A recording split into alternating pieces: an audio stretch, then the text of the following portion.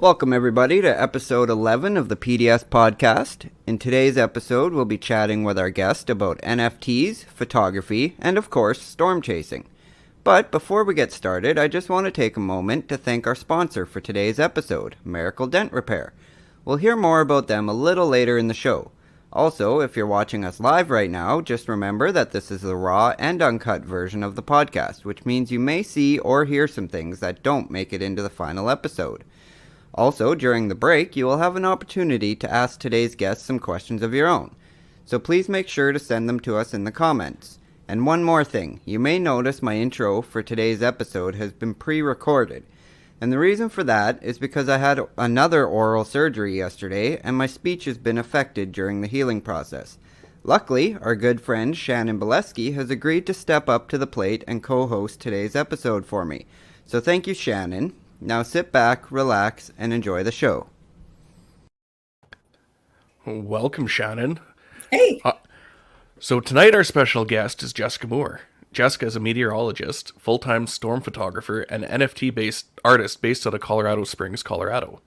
Jessica has been photographing storms for over 10 years and loves capturing the massive structure shocks from a distance, but also enjoys the up-close and intense moments with tornadoes. Welcome to the show, Jessica. Thanks for joining us. Thanks So, so much, Curtis.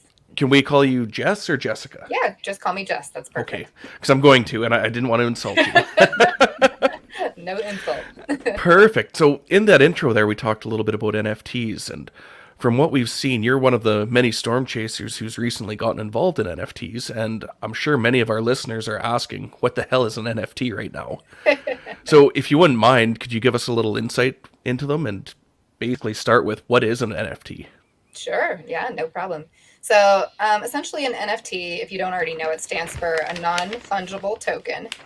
So in the context of the blockchain, it essentially is, a digital asset that can be transferred. It's minted directly onto the blockchain. And in my case, I use Ethereum as my blockchain, but there's others like Tezos, where you can mint your NFTs, which in our case is storm photographs and other types of photography and other art, of course. And you basically mint it onto the blockchain, and then it's forever imprinted on the blockchain. So no matter how many times down the road it gets resold and things like that, you are forever traced as the original creator of that art. So it's essentially like you can think of it as like a digital ledger that's keeping track of your art and where it goes, and it's sort of just its path through the blockchain.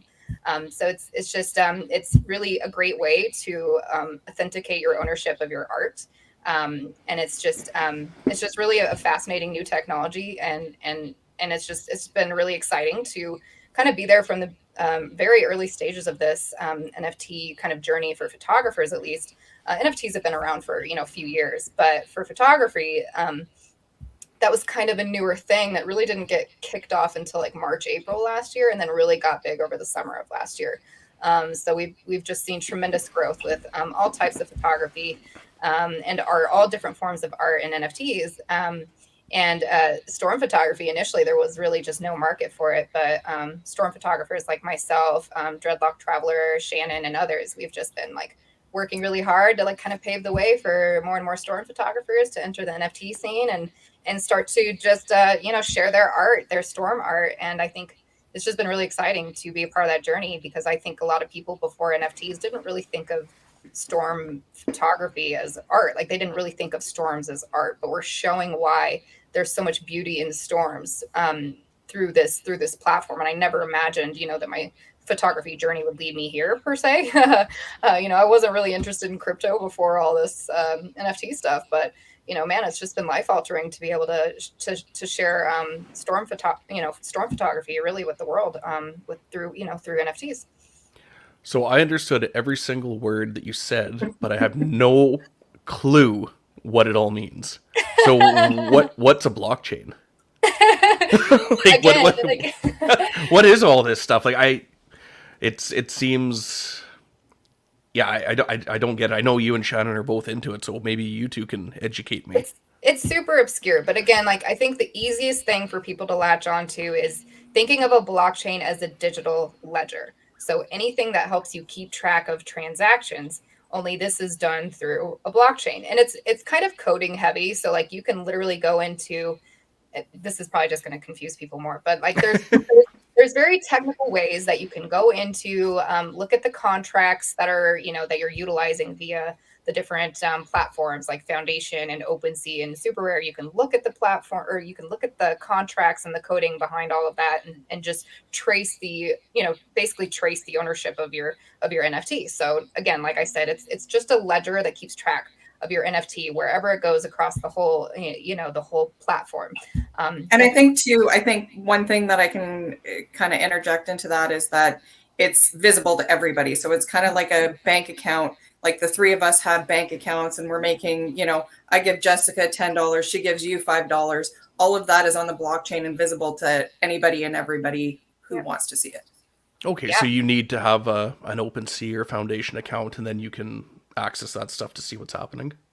I mean, you don't need to have an account to really see it. It's all tracked through something called Etherscan, and there's other ways to track it, but that's getting into the really technical stuff. But but yes, in theory, like once you're really embedded in any of these platforms, you can track basically the digital history of any token. I mean, basically any piece of art that you mint becomes a token, and so every time that token changes hands, you can track that on the blockchain and through that digital ledger. So you can just see its progression through the ledger, through the blockchain. Okay. What made you become interested in them, or how did you become interested or start with it all?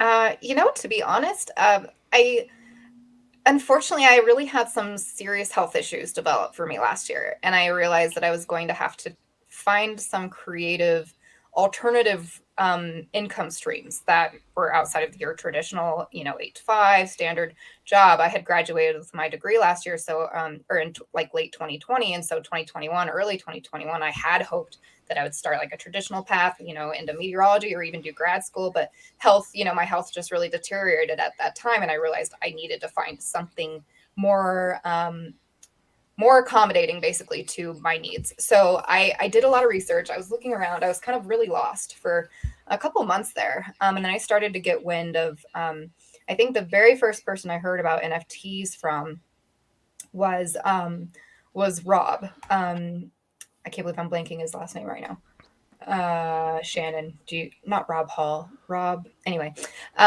really great photographer who, first mentioned NFTs, and I started looking more into it, and I was like, totally like you, Curtis. I was initially like, this is so far over my head. I like, what is happening here? What is happening? This seems like a different universe, and honestly, it is. It's so crazy, but I just like dove headfirst into this NFT space, and I started listening to all the Twitter spaces and just joining in and like just being a sponge, soaking up every bit of knowledge that I could get about NFTs. And then I finally just like I dove in and I started minting, basically sharing my my Storm images, and it took several months for my work to really kind of take off. So it was rough in the beginning. I mean, I won't lie, it was a real big challenge, but it's just the type of space where like really jumping in one Twitter space, making one connection, having one retweet with the right eyes that see it at that moment can change the entire game for you and change the whole trajectory of your path. That's a hard word. The tongue twister. It is a little bit, yeah. And that's really what it was for me. I mean, it just took, I connected with a really big collector, and we became, really good friends. And he saw everything that I was doing and how hard I work and my passion for everything, and just fully invested in me. And then from there, it just kind of snowballed, and it's just been the most incredible journey. It's been pretty life altering, really, to monetize. I never would have thought in a million years I could monetize my storm photography, because in storm chasing, we typically think of the money making, typically, at least historically, has been through through video sales, ENG sales. But that's kind of becoming more and more a thing of the past as these networks have more access to like free, content online that they get from like just your random person with an iPhone, right? Right. Everyone has a smartphone and everyone's recording everything. Everyone's recording it, right? So the days where you could make a sustainable income from ENG sales from selling video, I don't want to say they're completely gone, but it is very, very hard to find, sustainable income through that. So this is crazy to me to see this evolution where like, I always felt like kind of a weirdo, like being like one of the few people I felt like that was just taking storm photos and not really doing video. But like now it's like, okay, I finally have this place where my storm photography, like I feel valued. Like I feel like my work is valued and appreciated, and I'm making money from it. It's like my full-time job, and it has been since June of last year. So it's just been really, really just incredible, life-changing journey for me. So I'm excited, despite all the challenges of the space, just to have the opportunity. Awesome. And so can you explain to everybody how you earn money from this? Because I know a lot of people think like it's just in cryptocurrency and you can't pull that money out. And so can you explain some of that and maybe go a little bit more into, because I think you shared last year for your fiscal 2021 what you kind of earned from it, right? Yeah. And to be honest, it was I don't want to say numbers necessarily, but I did post it publicly. So, I mean, for me, it was the most money I've ever made in a single year from any job. And granted, like for me, a lot of money was, $60K, right? Like I've never made that kind of money in my life. So for me, that was a lot of money. And for all of that to come entirely from photography still blows my freaking mind. Like, so essentially, and I don't expect, like, just full transparency, I don't expect that to be, I never expected that to be even a thing in the first place, but I know I can be fairly certain that won't be the continuing trend. I just had a really fortunate year, a lot of really great success that I'm so grateful for, but I think now the market's a lot more saturated, and it's really, really challenging to set yourself apart. Plus we've got other economic issues and things that we're concerned about. Right. But anyway, that's a side topic. We are not going down that. We're not going there. But what I will say is that, anytime you make a sale, like typically, that there's different types of sales. There's like auctions, people can buy it now, or they can do an auction where each person, like different collectors will bid until the highest bidder wins the piece, basically.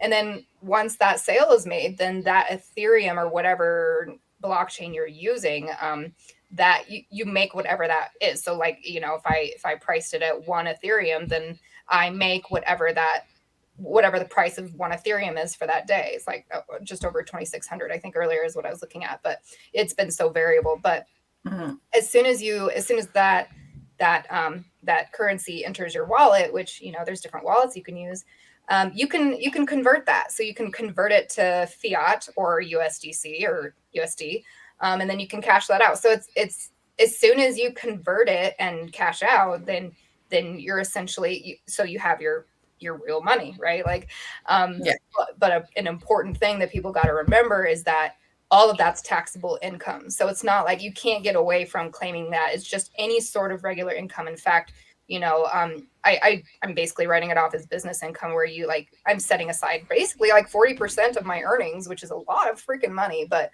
I think up in here in Canada, it's 50%. Like it's just ridiculous. Oh my God. Oh, yuck. Ridiculous. Like what? But I'm also a professional with like the write-offs, because we get a lot of those through storm chasing with our mileage, right? Like we rack up the miles. So if you have an LLC like I do, every business expense related to chasing goes under that. Like that's your write-off, right? So like, like I write off a ton every year. So that's certainly helped. But yeah, that's essentially it. It's definitely not fake money. It's cryptocurrency. Any cryptocurrency can be converted to USDC and cashed out, or whatever your fiat is, and cashed out. So yeah, it's been great. Like I said, it allowed me to quit my other job and quit doing other things and just focus on photography full time. That's awesome. Yeah. So I was paying so much attention here. I kind of lost where I was. Sorry, I get kind of on a roll and then I just like forget to shut up. No, that's good. I'm trying to learn here, because I really don't understand it. I've tried and I can't grasp it. Like, honestly, I'm happy to be, seriously, I tell this to everyone, like I'm very swamped, but I'm happy to be a resource to anyone that has more questions about NFTs that go into more complex issues than like we can delve into in a podcast. Cause I'm afraid I'm going to bore everyone, but I could talk NFTs all day. It's just my thing now. So I don't want to bore everyone, but yeah, feel free to reach out. Cause seriously, like any questions, I'm always open. Awesome. Appreciate that. Yeah. I found my spot. What does the person who purchases one of your NFTs actually get? Like, what are they buying? they are buying your NFT, which is the token on the blockchain. Only one of those exists in the case of the one of ones. It's, you look at editions, like, you know, in the fine art world, there you typically think of things like, oh, you know, they have like 7 limited edition prints, or like a single, it's like if you had one, obviously there's only one Mona Lisa, right? So you're owning the original Mona Lisa, except in this case, it's the digital token of it. It's like the digital form. And you can do things like, you know, a lot of people have a hard time wrapping their mind around like, but wait, I can't physically hold something in my hand. I don't have something tangible. But they don't realize the value of having that original, that only NFT, because only one person can own that. So I do things like I will gift my collectors prints as long as they spend like, I have like a target enough to cover it. Yeah, like basically, like I don't want to lose money, right? But like I find that what I've been doing is just if a collector spends over 1 ETH on any of my prints, I've been basically gifting them a beautiful fine art print, you know, autographed and with a certificate of authenticity and things like that to go with it, and just making it more of like a fully immersive fine art buying experience for them. So not only do they have the NFT, but they also have the print that they can display in their homes. And I feel like it's not required, but it's a nice gesture that collectors tend to appreciate. And not everyone even wants one. Like I have a ton of collectors that I don't even know who they are because they're completely anonymous. I have zero clue who they are, but they've for some reason chosen to invest in me and my art.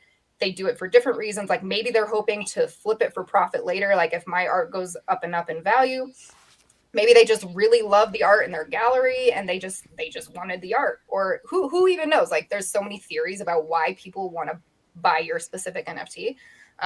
But a lot of it's hoping to flip for profit at some point, and a lot of it's just like collecting for the sake of art because they love the art. Yeah. So yeah, I mean, that's kind of just how it goes. Yeah. And that answered my next question. So. It totally did. And if you've got any other questions to add in here, Shannon, this was from Jordan and I. We made these ones, and like you obviously have noticed, we don't have a clue about NFTs. So if you've got something a little more... You could have asked me beforehand. I could have helped you. So I don't want to get into the negative, but... I guess this is my next question, so I'll ask that one. But go for it. But what are the downsides to selling and purchasing NFTs? Yeah, and I'm always happy to answer any questions, no matter how challenging. I think the biggest drawback that people have found have been like the environmental impact of NFTs, specifically those minted on the Ethereum blockchain. You know, it's a little bit it's more than a little bit, but it is energy consumptive. But there are definitely ways to offset it, and there are ways that as we move more towards environmental sustainability of this, especially with Ethereum 2.0, which should be coming out. I think like they originally were going to say like later this year or maybe like early next year, but whenever it does happen, that'll be huge because it'll remove the need for mining, which data mining. So that's like very energy intensive when it comes to processing transactions. So the thing is, even though there is energy consumption with it, on the grand scheme of energy consumption as a whole, it's just like a sliver, of the big picture of energy consumption. Is it ideal? No, it's certainly not, but it's not quite the doomsday scenario that a lot of the catchy, attention grabbing headlines make it out to be. And I have plenty of resources that I'm happy to like share with people that get into the numbers. I don't have those handy, so I can't give them to you, but there's I would say that's probably the biggest downside, and it's a valid one. Like it's completely valid, but the thing is, we all drive our cars to work every day. We all use our smartphones. We all use electronics. We all, I shouldn't say we all, but a lot of us consume, meat and agriculture. There's a lot of things that we do every single day that contribute to the carbon footprint that we all, should be more, mindful of. So there's certainly ways that we can minimize our carbon footprint, right? And chasing, that's a big one. Like think how many miles we drive every year storm chasing. That's a carbon footprint right there. Like, and none of us want to think about it, but it's true, right? So I don't want to say that it makes it okay necessarily. It's just that it's not quite the doomsday scenario it's made out to be. And it's also moving towards becoming more environmentally conscious as we move towards ETH 2.0, which again should be coming out like fairly in the very near distant future. So I'm excited for that. And I think too with NFTs, it's NFTs is a very small percentage of the data mining that goes on. A lot of that is transactions for cryptocurrency itself. Exactly. And that's where kind of the bad reputation comes in, right? Like exactly. Bitcoin and other things, right? Exactly. So NFTs are a small percentage of that. Yeah, it's such a fraction. And again, yeah, like, yeah, you could make that argument that, okay, there's still an impact, but it's minuscule in comparison to the big picture. And it's just something that, again, I think is just going to improve over time as we move towards, you know, ETH 2.0. So that's the biggest thing. And, you know, I really researched that a lot in the beginning because it is an important issue to me. And I really did want to become educated in all of that. And I consistently look for ways to offset my carbon footprint when I do make sales.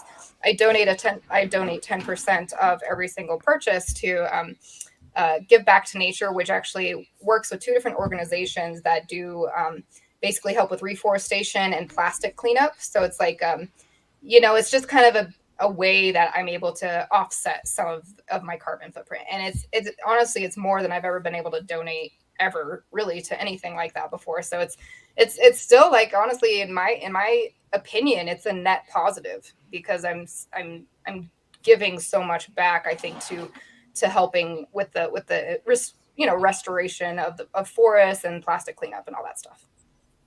Absolutely. Awesome. So who can purchase NFTs? Literally anyone that has a MetaMask wallet. If you're using Ethereum, there's different wallets. They're basically just Chrome extensions that you install on your computer, and like you it's a whole thing. You just get it all set up, and then as soon as you have that wallet and a little bit of Ethereum in there, or however much the cost of that NFT is, literally anyone can buy it. And I think some platforms are even moving towards allowing transactions to be conducted even with a credit card, so that you don't have to even use cryptocurrency. So there are some platforms moving towards that. But as of right now, most platforms traditionally are using, you know, some form of some you know, some blockchain like Ethereum or Tezos or Cardano or Solana or whatever.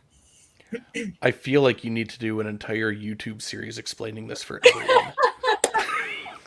Or at least for me. I mean, God, honestly, if I had the time, I would love to. I just like, that's the one thing about NFTs and this whole space. It's very time consuming because so much of it is just building the community around you and being involved in Twitter spaces. And it is, honestly, I bet I'm probably putting in 60 hours a week with this gig.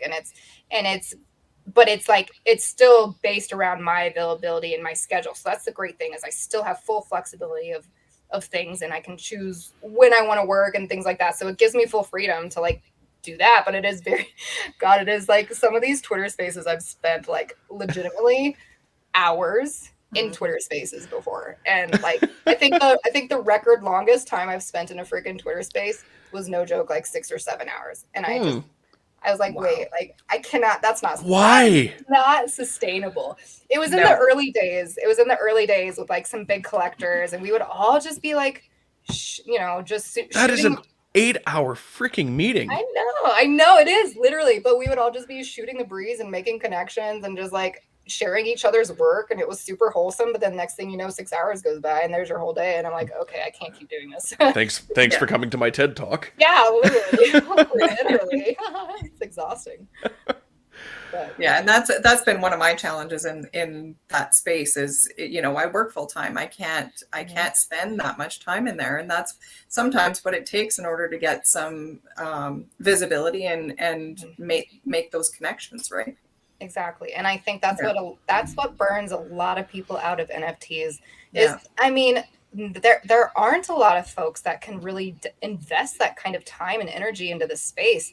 And so they get burned out when they're not getting sales, and they, you know, I see it happen a lot, and it really bums me out. Like, but it's not about your work. It's really not. And I think that's the biggest frustration I have with the space, is that I wish it was more about truly like the quality of the art. And I'm not saying it's not sometimes, but like, more about the quality of the art than like your actual presence and status and visibility in the space. Like I mean, it's undeniable that there's certainly like a certain amount of, you know, like popularity contests, things like that. But and again, not to get into the negative, but I just think having a healthy expectation of what the time commitment requires is important, because it can burn you out pretty quick. you gotta take breaks. I mean, Shannon can vouch for this. Like this, it can get overwhelming. So you've got to take breaks. So Yeah. So how do NFTs differ from other cryptocurrencies like Bitcoin and stuff? Because it's all Ethereum from what it sounds like. Yeah, I mean, it's just part of the cryptocurrency. I mean, it's part of the blockchain of whatever cryptocurrency that you're minting the NFT on. So it could be Solana, like I said, Tezos, Ethereum, Cardano. There's these different blockchains or different cryptocurrency blockchains. Any of those you can mint an NFT to. So the NFT is different from the blockchain. It's just here. The NFT is it's your art. Here's your art. Your art is the token, because you're minting it whichever blockchain it is. And then, and that's the blockchain it stays on permanently until you unless you ever burn it or something like that. But yeah, so it's just it's a whole separate thing. Okay. I don't know if that really helped, but I tried. So the NFT is your product, yes. And yes, your crypto is your cash. Yeah. Hey, there we go. There you go. Good job. Look, I'm learning. You are learning. Good job. Oh, that's great. I love it. Oh, it's my turn. Sorry. I just got my screen back. So how much are NFTs typically worth? Oh, God. I mean, geez, it depends. It's such a wide range. It depends on, I mean, I'm sure you guys have heard of obviously Shannon, but I'm sure, I don't know, maybe Curtis, maybe you've seen they call them the PFPs, which are the profile pics, or it's essentially things like the Bored Apes, the CryptoPunks, the things that sell for six figures, millions of dollars, just insane amounts of money. But then you have this I shouldn't say little, but this huge dichotomy between those. And then your one of one art, which is your photography, your digital art, your things like that, where those are typically priced. I mean, it just so depends. If you're brand new to the scene, you're typically minting for I don't know, somewhere between 0.1 and 0.25 if you're doing a collection or things like that. If you're a very well established artist, you can start to justify higher prices, 1, 2 Ethereum and higher. But it seems very, very hard. Only a very select few artists seem to make it to that point where you can literally be charging 20 plus ETH for a single image, and immediately it's getting bids and immediately it's getting snatched up. I could count on maybe one hand the number of photographers that are able to find that kind of success. And and I won't name drop because I don't want to do that, but there's certain photographers that literally can just drop a piece, and it's just the desire, I don't want to say desire, but the demand, that's what I want. The demand for their specific art is so intense that as soon as they mint, it doesn't matter seemingly what it is, it's going to get snatched up. And it's because maybe there's certain things that they're just really high status. They're high on I hate that there's even tiers. That's one thing I don't want to see is tiers of artists. I don't want it to be broken down in tiers. I want us all to have an equal opportunity, but everything's not sunshine and rainbows, right? That's just not the way it always works. But just very few seem to be able to justify those kinds of prices and see them actually realized. So, I mean, we can all hope to get there, but it's just really, really challenging. There seems to be a barrier that most of us can't quite, break through. We're just right there at the surface, right can't quite get into the mean girl group. Yeah. No, we're just sitting over here in the outcast table, but we're inching closer, So, we're sitting there with our lunch boxes and we're looking longingly over there oh, I've got an extra pudding, I'll share. Literally, I will share what's a girl got to do around here. I'm just saying oh gosh, I have one piece that's priced at 8 Ethereum, and if I were to sell it, it would pay off my car. And I'm just there's that's a hard thing that I think messes with people mentally, is seeing the amount of money that's there that can be made and feeling you're so close, and it's life altering for a lot of people. That amount of money is life altering. And especially if you're, used to living in poverty or very low income, things like that, that kind of money within your reach, it messes with you. You're oh my God, I'm so close, yet I can't get there. So anyway, it's just a wild scene, but overall, I just come back to, the art. Like, I've met so many amazing artists, so many amazing people. Yeah. I mean, we've been able to take storm photography from being a thing that no one even looked or thought twice about. No one cared about storm photography when I started. Literally, no one was buying it. I think maybe one storm photo ever had sold, or maybe one or two before I joined the scene. And now we've gotten to the point where tons of storm photographers have come in and been able to sell work and become fairly successful and get continue to build up the value of storm photography as a whole. And that, I think, is huge, because I feel like storm photographers for years in the chasing scene have been kind of like overlooked as like, oh, they're just the storm tourists, right? They're just here to take some pretty pictures and then leave and blah blah blah. But now it's like, I feel like maybe that was a little catty. I didn't mean it. That's perfect. I love it. You're going to get in that mean girl click yet. Sometimes it's a little bit spicy. I'm sorry. But it's all in good fun. Because really, it's just so nice to see storm photography really, really valued, and see so many people feel validated in the art that they're creating. It's just freaking awesome. Like Shannon, like, God, she's got so many amazing shots that have sold, and I've been happy to see her success too in NFTs.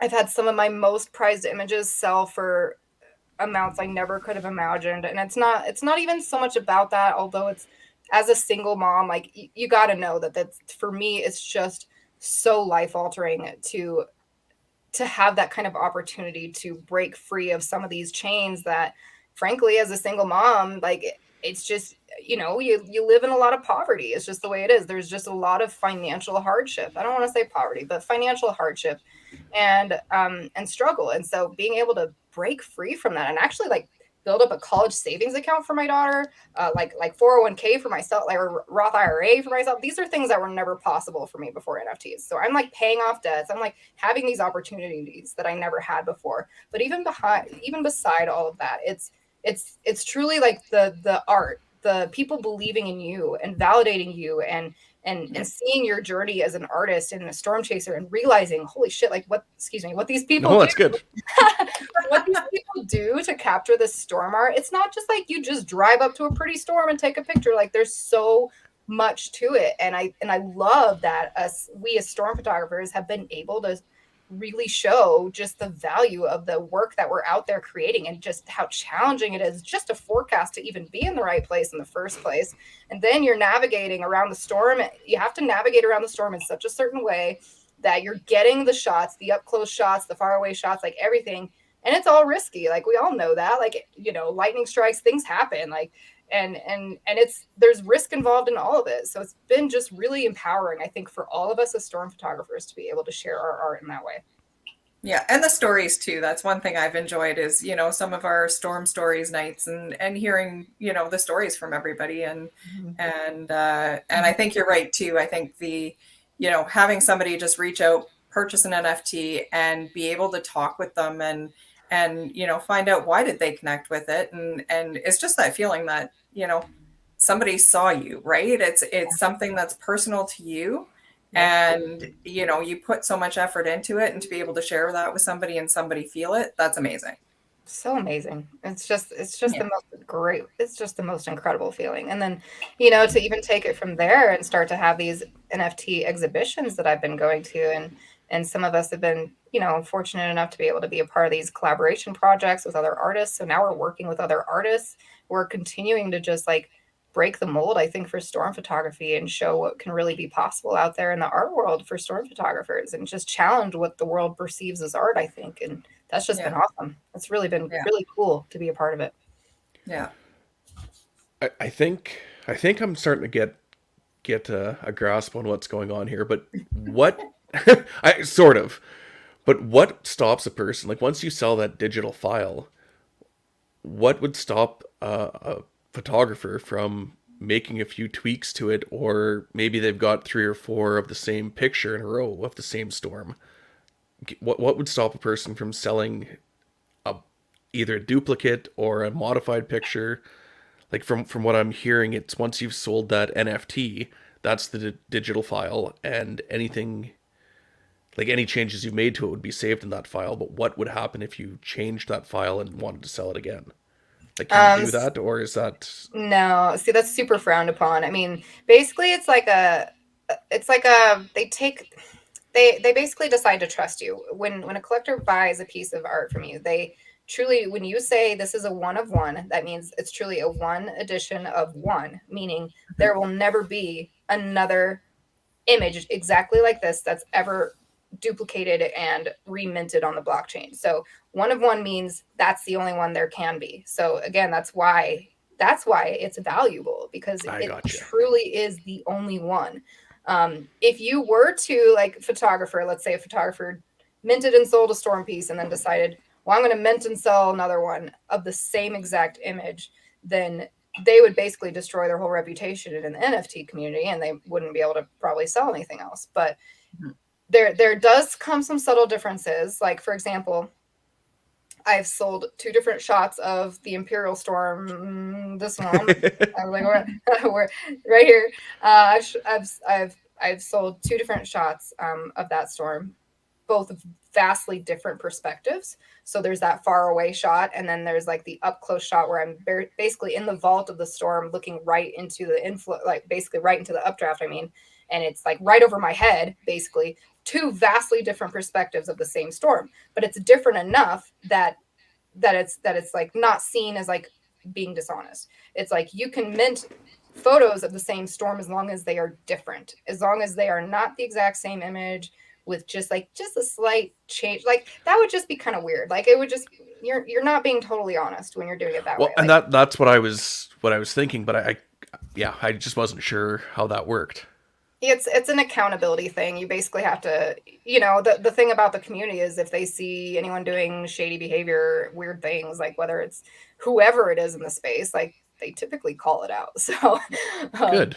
it's like I said, everything's transparent. So you full transparency of every transaction, everything you ever do. If anyone ever wanted to research and see, that, I feel like I've seen that NFT before somewhere else, and then go and say, like, let's say you bought an NFT from someone, downloaded it, and decided to remint it for yourself, or like change it yourself and remint it. Like, that's a big no-no, and people would call you out for that, and you could report it. There's so many things you can do. So there's a certain level of control, but after that, like, you just kind of have to count on the community to hold each other accountable for that kind of stuff.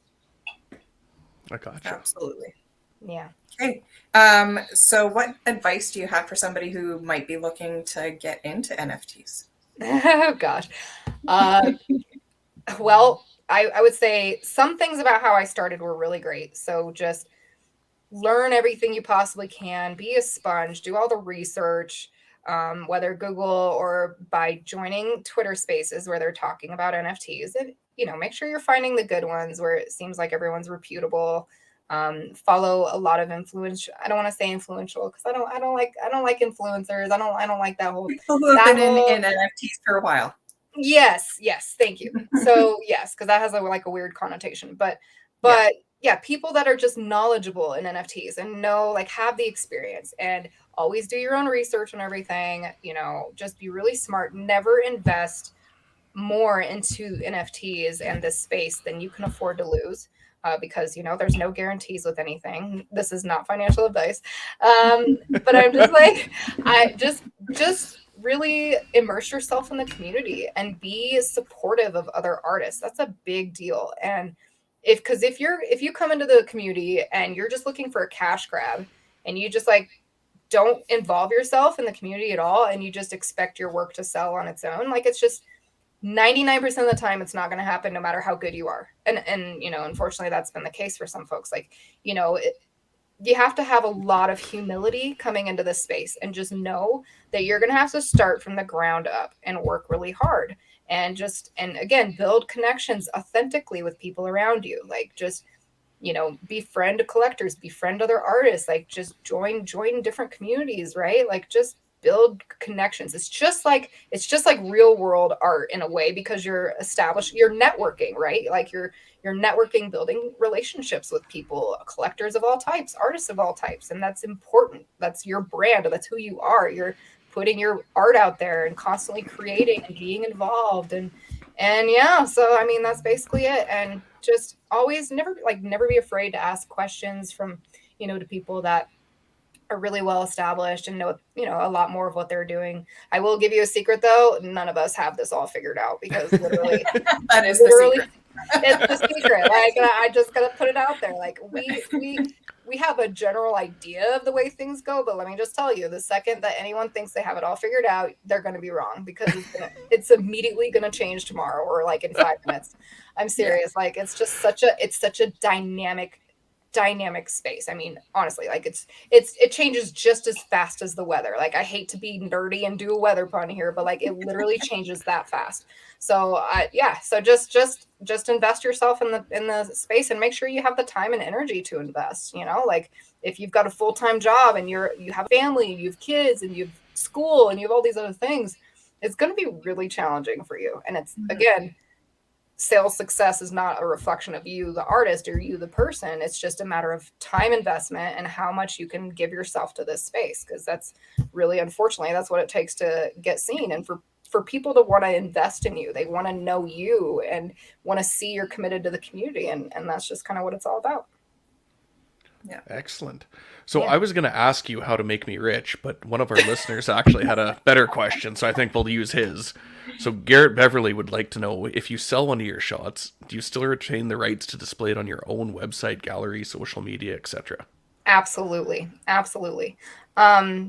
And the only way that would not be the case is if you explicitly describe, like some platforms are now starting to move towards this, where you can actually select what type of licensing rights you are granting the collector of that piece. So like, whether it's editorial rights, or whether it's rights managed, or whether it's commercial, or all these other things. If you don't explicitly define what the usage rights of that image are when you sell it, then the general consensus, the understanding, is that you own the rights of your image, like, period.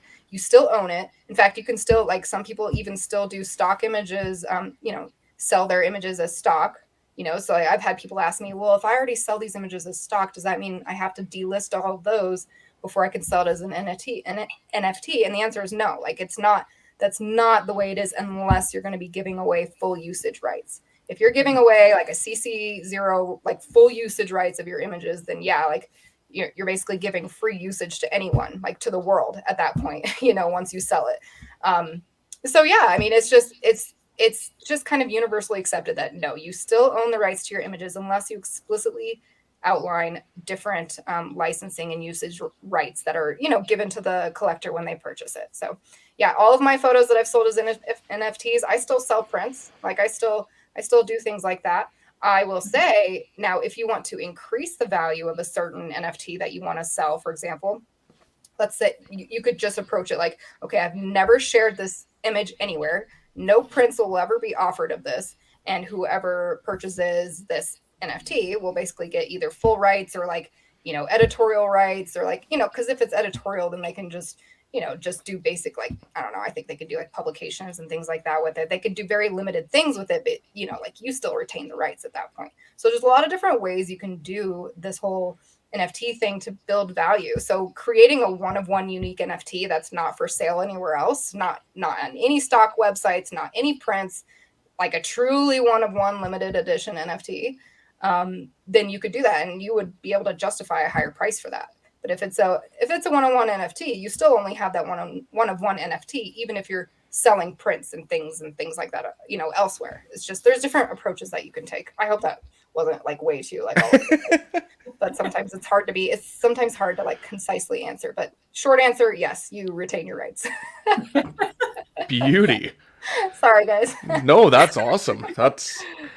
I'm not sure if I'm more confused now. Or just if you're getting into it and you want to do anything with the rights, then do your research. Mm-hmm. Yeah, and yeah, go ahead. No, I was just going to say that takes us to our break, so Jordan can play music or do something. What's he putting up there? He says it's break time. Send us your questions for Jess in the comments. Aw, Hank, you're nice. Nice comments. Yeah, there's the comments. Those are both very nice comments. Now he's playing the tunes. There he is. Thank you, Hank. We need our producer back.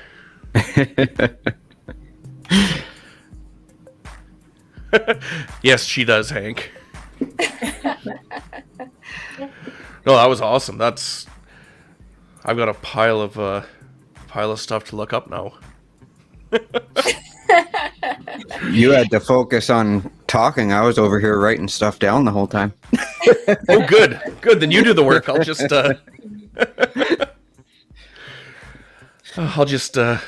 collect the fruits of your labor.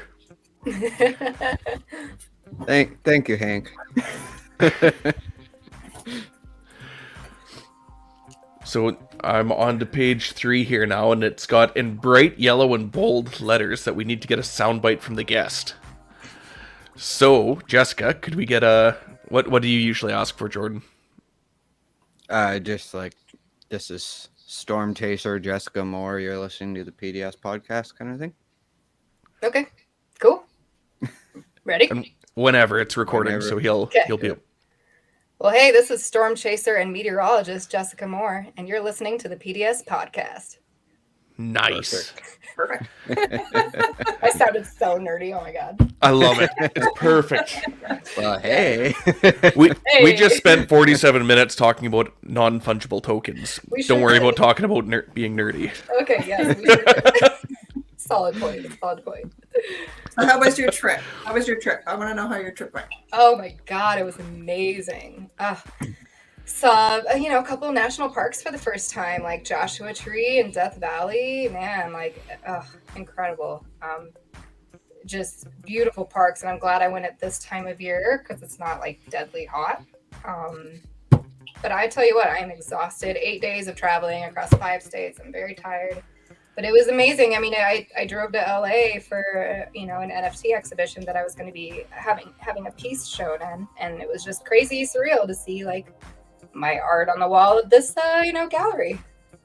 Was that a sneeze? Bless you. Yeah, that was. Sneeze.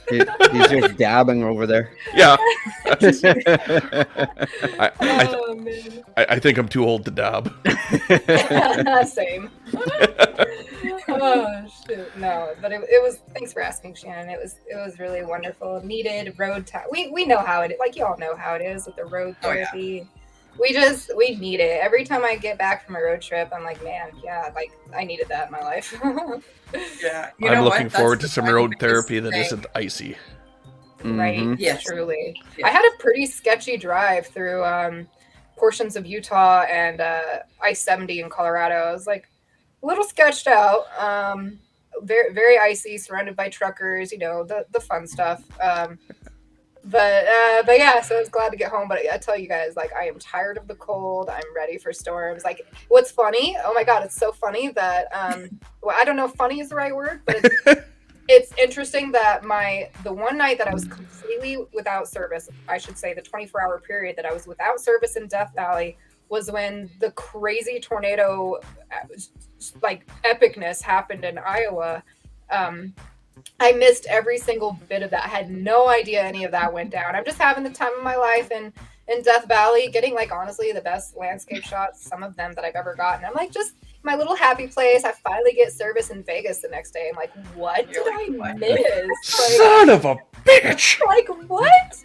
What did I miss? Okay, like I'm just gonna go cry in a corner real quick, but no. Well, it's good you didn't have service then. Yeah. Otherwise, you wouldn't have been able to enjoy yourself. I would exactly. It was like it was a blessing in disguise. And by the next day, I don't know, I was just so happy that I was like, I had a moment of like, well, damn, that sucks. I missed that, but I was still just riding that high of just like the nature getaway. It was just I wasn't really that bothered by it. But, well, when you got a SD card full of cool shit, it's okay to miss a tornado. dude, for real, like thousands of photos. Like I'm overwhelmed with the amount of freaking photos that I have to go through. But it's a good problem to have. And then like storms are soon, man. So like I'm like already in that mode of just prepping for storm season. So let's go. I'm ready. It's needed. It's definitely needed. Mm-hmm. So Hank wants to know if you've ever seen the Canadian Rockies. Oh my god, I have not.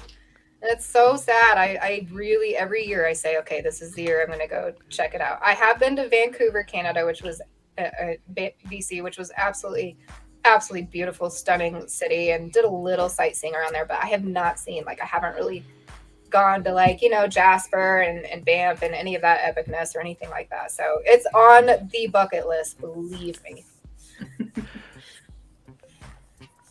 Was there any Borders others are that I open missed? again. Yes, they are. Come up and get a poutine and go hang out in the mountains. Yeah, like I will disappear into the mountains for like a solid week up there because it is such a dream to, like, honestly, to go check out. And I want to chase up there too. Like, that's another dream, is chasing in Canada would be pretty epic. So that's another bucket list item. We'll see. Let us know. We'll make sure you got company. Yes, I love it. I'll hold you to it. There's always Absolutely. a room in the basement. Heck, yes. Oh my God. To get a Canada tornado, I would die. I'm here for it. Damn straight I will, Garrett. We'll fire the smoker up and we'll have all sorts of good stuff. Oh my God. I'm there like tomorrow. No, just kidding. It might take a little longer than that to get there, but no, just kidding. Yes, I love it. What else? Hey, So Tom's there. if anyone needs to grab more water or run to the bathroom quick, this is the perfect time to do it. Okay. Hi, Tom. I see you. Oh, I don't know what I clicked. That was me. No, I can hear you all.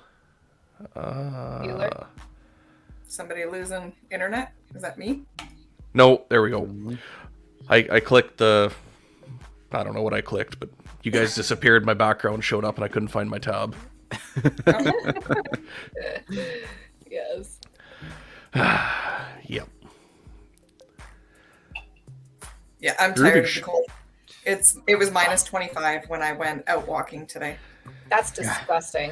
It Did you was. hear Why- about that like 30 or 40 car pileup on the number one today, Shannon? What? No. Yeah, it was between Eli and Headingley, I guess. That's why the highway shut down.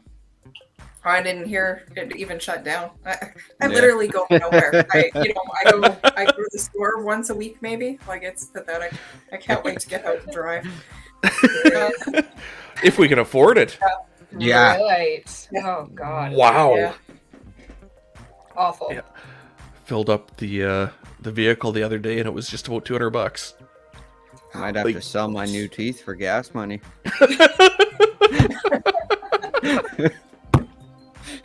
You have to sell a few NFTs. Oh my God. That's why we're- Non-fungible teeth. That's what it's Oh my God. I'm dead. Oh my God. No, and I just got, I went through California and gas was $5.79 a gallon there. And I was just like, okay, I guess that's what we're doing. I filled up my tank for, normally it's like $40, $45 to fill up my tank, and it was like 80. It's like, that smells Yeah. sustainable. That's not good. It's not, no, it's like not ideal at all. Now, how can I ride a mountain bike and chase storms? Dude, did you see that meme earlier? Somebody posted a chasing meme. Oh no, it's Storm Chaser Nick, the meme guy. Yep. Yeah, he posted that meme with the Dumb and Dumber thing with them riding the Yes. little moped. That's how we're going to be chasing. And he had like the laptop open with the radar scope on it or whatever. Did he have J Jack's face on there? And I don't even know. It was so funny. I died. So funny. I meant to retweet that actually. I might have to do that. But good stuff. That's might be her reality. Unfortunately. mm-hmm. We're going to be doing a lot of either a lot of carpooling, a lot of teaming up, riding together, which normally I chase solo a lot, but I think that's not going to be sustainable this year. So We'll all be renting Nissan Micras from Enterprise, and it's $1,100 for the month of May if you rent one. oh my Unlimited God. mileage. Hey, you might be onto something there. I'm just saying, you might need two to carry your equipment. Yeah, $2 a day in insurance. So there you go. Hey, that's You better never take it off pavement. Yeah. That they'll know about. Yeah, truly.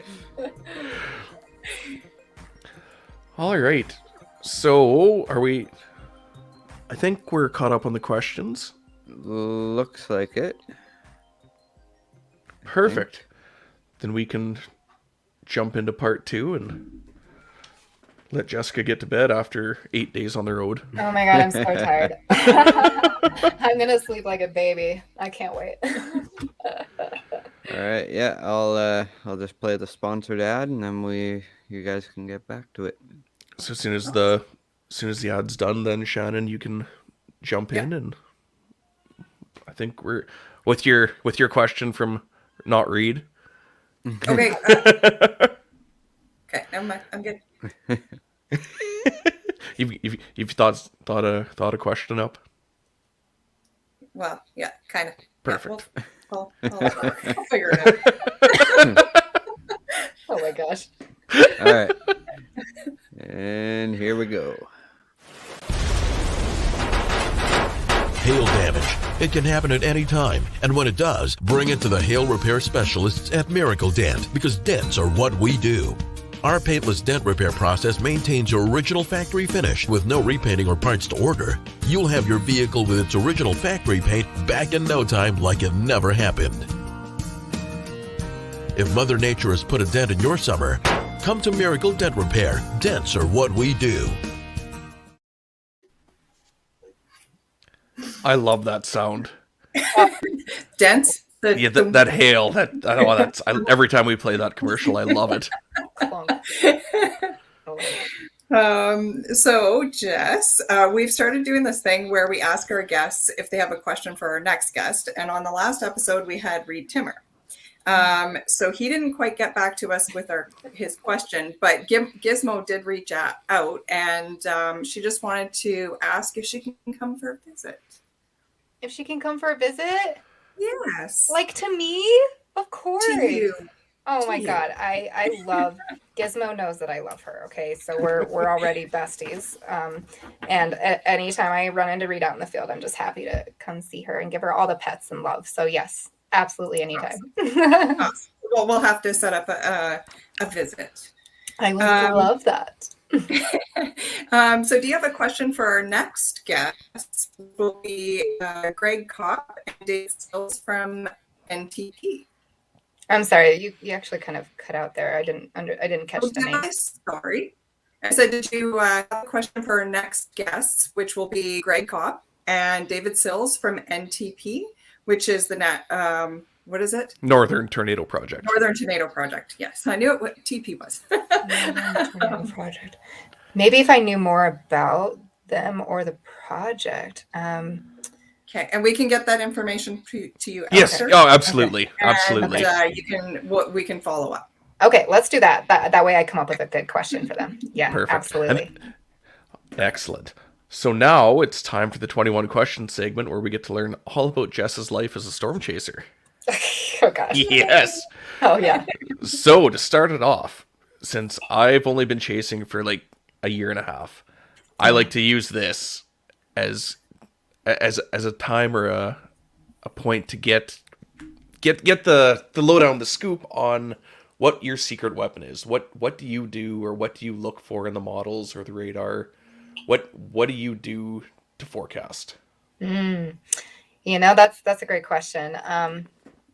Obviously, like my process is similar to I think a lot of chasers, where you know I don't look at a lot of stuff long range because so much changes, but I do look just for general patterns. Obviously, just general jet stream patterns, things like that might be showing signs of like, you know, disturbances to come, right? But then as you get closer, you kind of fine tune some of these details more and more, and you start to look for those concentrated areas where there could be severe weather. But it's really, for me, most of my forecasting is done like 24 hours in advance of the setup, and especially the morning of, because I don't like to use the cams a lot. It's just a tool. It's like a tool basically in the bucket of all the things that you use. But I think that people get too hung up on the cams, and it ends up kind of hurting them in a lot of ways. So my process involves more of like really looking at the environment, looking at the just the you know, the observations essentially of the morning, you know, the morning of, like whether it's observed, you know, like the actual observed soundings, or just looking at meso analysis. That these are really important things. I do really a full analysis like the day of. Like I try to do like my forecasting method is essentially from the top down, starting at the highest levels of the atmosphere and working my way down just to get like the full complete picture. Because if you only just pick and choose certain parameters to look at, you could easily miss things. You can miss details that are important to your forecast. So I really just try to look at the full picture, and to really break it down would probably take too long. But like my big things is honestly like I really just look at the daytime obs, and look at satellite, look at and observe soundings. Those are the big things. Those are my three things: is mesoanalysis, observe soundings, and satellite. And there's so much that you can learn just from that. And then if I feel like I need a little more confidence in my forecast, yeah, okay, I'll look at some cams, I'll look at the HER, I'll look at NAM 3K. But I like that as like just a last resort, or like just something to like just to keep an eye on. But as Reed or anyone else will tell you, like you forecast the environment, not the cams, right? Like you look at the environment. And I've learned a lot from just kind of watching his approach and seeing how he, what he looks at, and listening to even like a lot of his debriefings that he does live.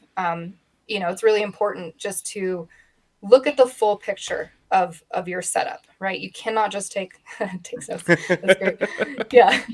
You can't just look at certain things like your SIGTOR, like, like SRH and like, CAPE, like all of these things, each piece of the puzzle, they're important, but you got to look at the full spectrum.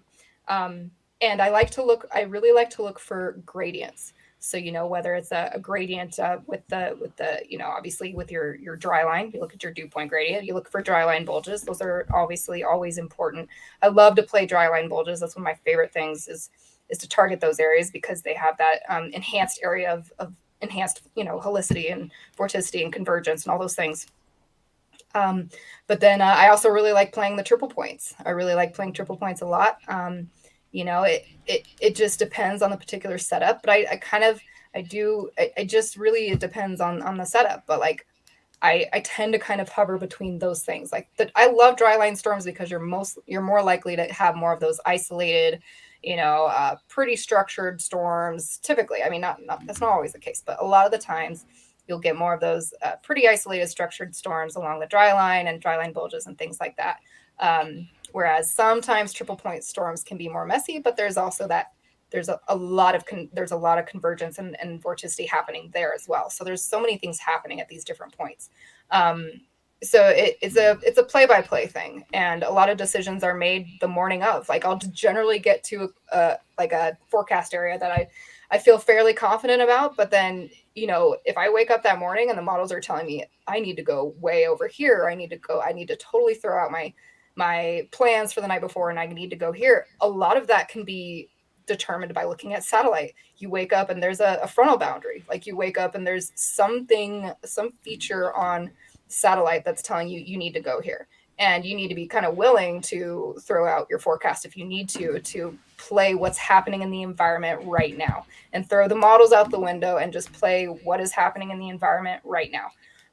So that's just kind of, I guess that's my thing, is I've really learned to pattern recognition. I've really learned to develop that a lot, just looking for patterns, both in the satellite and just, different observations and things like that. And just kind of go with my gut. A lot of what I do is purely gut instinct, just based on, 11 years of chasing now, which, gosh, I can't believe that. That's crazy. But that's wild to me. But a lot of it's just experience, really. But those are kind of my methods. If I don't know, hopefully that helps. Absolutely. No, that's fantastic. Yeah. I also took notes. Yay, that's awesome. Can you guys hear me okay? I don't know if it's cutting out at all. Okay. No, it's back. Okay, I'm back. I'm good. Okay. Yep. Yeah. Okay. So Jess, what is something interesting that most people don't know about you? Oh gosh, where to start about that? Keep it PG, please. How dare you? You just took away all my fun. Oh gosh, as I rip out my earbud here. Something interesting about me. I'm very musical, so I play 3 instruments. I play violin, piano, and guitar, and I also sing. So, very, very musical family, very artsy family. So I don't know, maybe not a lot of folks know that about me. I don't really share that much myself of my musical self online, but it's another big passion of mine. It's just another creative outlet that I rely on a lot. Music is a big part of my life. So yeah. Oh, that's neat. So when you're sitting there under the storm waiting for things to happen, you got your guitar and you're just playing away. Oh God, no! I don't ever bring my guitar with me. It's too risky, man. Like, oh, plus, God, like the amount of equipment I already have in my car is so insane that to think about also having a guitar case, I'm like, no, like I'm just not even gonna mess with that. But it's a nice thought though, like especially with those like slow moving storms, like for example, Leody or like that Earth Texas supercell last year. Those are both pretty slow moving storms, and I had enough time to bust out my camping chair. And if I had a guitar, I would have for sure had time to like bust out some jams and just like take in the storm, man. Like it was great. I love those slow moving storms where you can just like take it all in instead of just having to rush to reposition. And you don't really like, it's just like go, go, go. You don't really get to enjoy it as much as those slow movers where you can just like truly just take in the majesty of the storm that you're witnessing. That's my favorite thing ever. So. Yeah, I can envision you and Panko's Hake just just hanging out on the side of the road with your guitars, just strumming away, playing a tune. I could totally see that. I would die. That would be incredible. Oh my God, that's like, hey, life goals, casual. Yeah. Oh, that would be perfect. Can you imagine? I love it. I'm here for it. So, what do you enjoy most about presenting the weather? About presenting, like in terms of, what do you mean exactly? I would say, what do you enjoy most about storm chasing? Yeah, there we go. Sorry, that's our bad. That's a leftover question that I didn't fix. I'm like, I could take that a lot of directions. No, presenting. What do I love most about storm chasing? Okay, well, that's like, there's no simple answer to that question because there's so many things. It's okay. We talked about this earlier. Road therapy, like just the very act of getting in the car, hitting the open road. As soon as I get to the plains and out away from the city lights and out away from the craziness of the city, I just feel like a weight lifts off my chest and I'm so free. And I'm just like, you're blasting your tunes and you're just like, you're en route to chase. And like, is there any better feeling in the world than just like that anticipation, that excitement? You don't know what the atmosphere is going to deliver. You have no idea. You're just excited. You're just like ready to go. Like, I can't wait to see what it delivers. I have no idea, but I'm like prepped.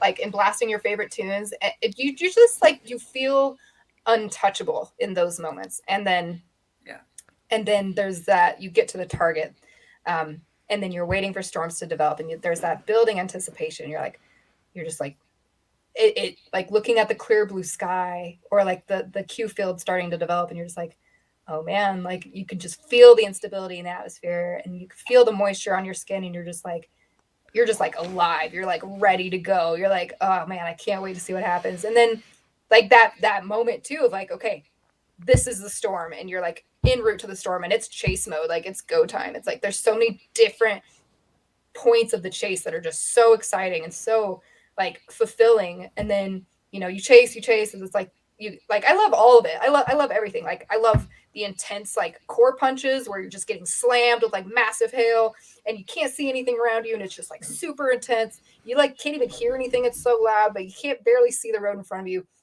Like I'm a freak of nature and I love it because it's just like I'm in my element. I'm like, yeah, this is where I'm supposed to be. Like blast my metal full volume. Like let's go. And I just push through that storm. You get through it to the other side, and you turn around, and you look at it, and you're like, damn, that is so beautiful. And like like I've had those moments of doing that, and then I punch through, and hey, there's a tornado forming literally right next to me, and it's like, okay, like you're just like, I don't know, like for me, I'm just like fully in my element. I'm in my zone. Like I'm like fully focused. Nothing can distract me. Nothing else exists except for this storm, this moment. All your problems kind of just go away, and you feel again like you kind of just feel like you're untouchable. You're like at peace. You're where you're supposed to be. You're just like everything. And then even at the end of the chase, it's like you're about to end your chase, but then like if you hang around even and just like just watch the storm drift off and you watch it slowly start to dissipate and you look at the colors on the backside, the mimosas that sometimes form, and then the setting sun just kind of bathing it this golden pink light. Yes. And it's just like every single stage of the chase, even like, okay, even after that, you get like, you go and you like meet up with your friends at like a diner and you're all just like pumped on the chase and you're excited, you get your steaks or whatever it is. Yeah, tornadoes or like whatever it was, epic structure. Holy crap, like great day. And then like you go back to the hotel, like I have this ritual, get back to my hotel room. I turn on the Weather Channel just to see a recap of everything that's been going on. I'm like immediately emptying my SD cards and I'm editing my favorite shots of the day and I can't wait to get them posted. And it's just like, the next day you're about to do it all over again. And it's like, hell yeah. Like, it's just like, I don't know. I love every aspect of it, start to finish. You're getting me pumped. You're getting like, me let's pumped. go. Like, I'm getting myself pumped. It's so great. Like, oh God, I need it. We all need it. Yes. How did you get interested in the weather? Oh, I honestly, my family, my dad particularly, he would always tell me stories of growing up in Dallas and the storms that he would see. And I always made him retell the same story over and over. This one particular story of he and his brothers getting up onto the roof of their house to watch a tornado demolish a 7-Eleven down the street. When he was like younger and like literally watched the tornado, like suck up the 7-Eleven sign into the funnel. And like his mom the whole time was looking for he and his brothers and couldn't find them anywhere because they're on the roof watching this tornado. They're supposed to be taking shelter, but they're like boys, right? So they're like, no, I want to go see the tornado. So they're up on the roof and they're watching it. And it was one of my favorite stories because he just had this intensity, this passion when he was talking about, you could see his eyes light up about how incredible that was to witness. And it just kind of like sparked my interest from there from very, very young age. And, movies like, Wizard of Oz, Twister, the classic, obviously, like it goes without saying, that was my most watched movie growing up. Like I watched it unhealthy amounts, like just way unhealthy amounts. My parents were for sure concerned about me. Like, why? Like, do you ever watch anything else? No, Mom, it's Twister. Okay. Like I'm trying to watch Twister. And, it was one of those things. Anytime there was a storm, like I wanted to be out watching it. And like, we would bust out, like, honestly, like my family loved it. We would just open the garage door whenever, the garage, and whenever a storm came through, we'd bust out our lawn chairs and just watch the storm. And we all just loved like listening to the crashing thunder and watching the lightning flashes. It was just crazy, again, like my grandmother and my basically like Dallas was kind of my second home because that's where my grandmother and folks lived. And my uncle was with her and they like taught me how to read radar from a really young age. And they would help me track storms. And then the first time I was ever in a tornado warning, they helped me, like my uncle helped me kind of track it and like see position, like basically explained what all the pretty colors on the screen mean and how it all works, right? And I don't know. It was just it's just always been there. It's all since I was a little girl. It's always been there. It's just that intense desire to see the storms. Like if there's a tornado warning, Jessica's not going for shelter. She's going to try to go outside and see that storm. So it's just since I was a kid, that's how I've been. Oh, that's terrific. That's awesome. When it roars, Jess runs outdoors. Yeah. Yeah. I love it. Yes. Exactly. You need a bumper sticker for that. I like it. I might just have to do that. That's a smart one, Curtis. I love it. So who has been your, I guess, most influential mentor professionally growing up? Mentor. Aside from my dad, who's been like just the biggest supporter of my, and really the biggest source of fuel, I think a lot of times for not just storms, but photography, because he is also a photographer. So he taught me a lot of what I know and really got me started on the path with photography. In terms of like within the field of storm chasing, like in meteorology, my male storm chasing idol was of course Reed. I mean, I obviously from Storm Chasers and like so many other people, like he was just my inspiration. And I still remember the first time I met him at his house in like 2015 or something like that. And I was like a nervous freaking wreck. And I was just like, oh my God, I'm meeting my idol right now. Like, this is so like crazy.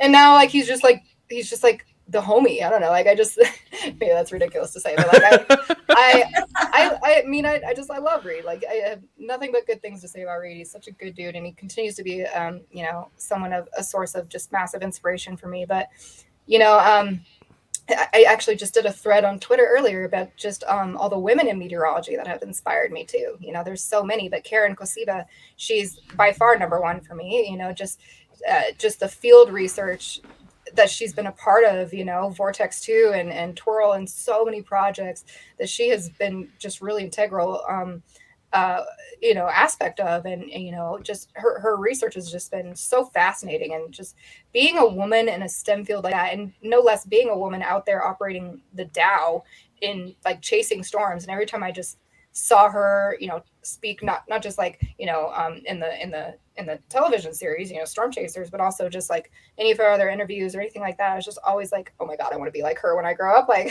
you know, she's not that much older than me, but like, I do feel like Karen. But then, you know, like there just weren't that many storm chasing women that I just didn't see women out there storm chasing. So I literally only had Joe from Twister to go off of as like, I want to be like her, you know, like she was my idol. Well, and that's a pretty good role model. Yeah, like she was a badass. She was a badass. Let's be real. Like I wanted to be Joe, like hands down. We all did. We all wanted to be Joe. Like every storm chase. Okay, even the men. Okay, let's be real. She was the bad. Come on.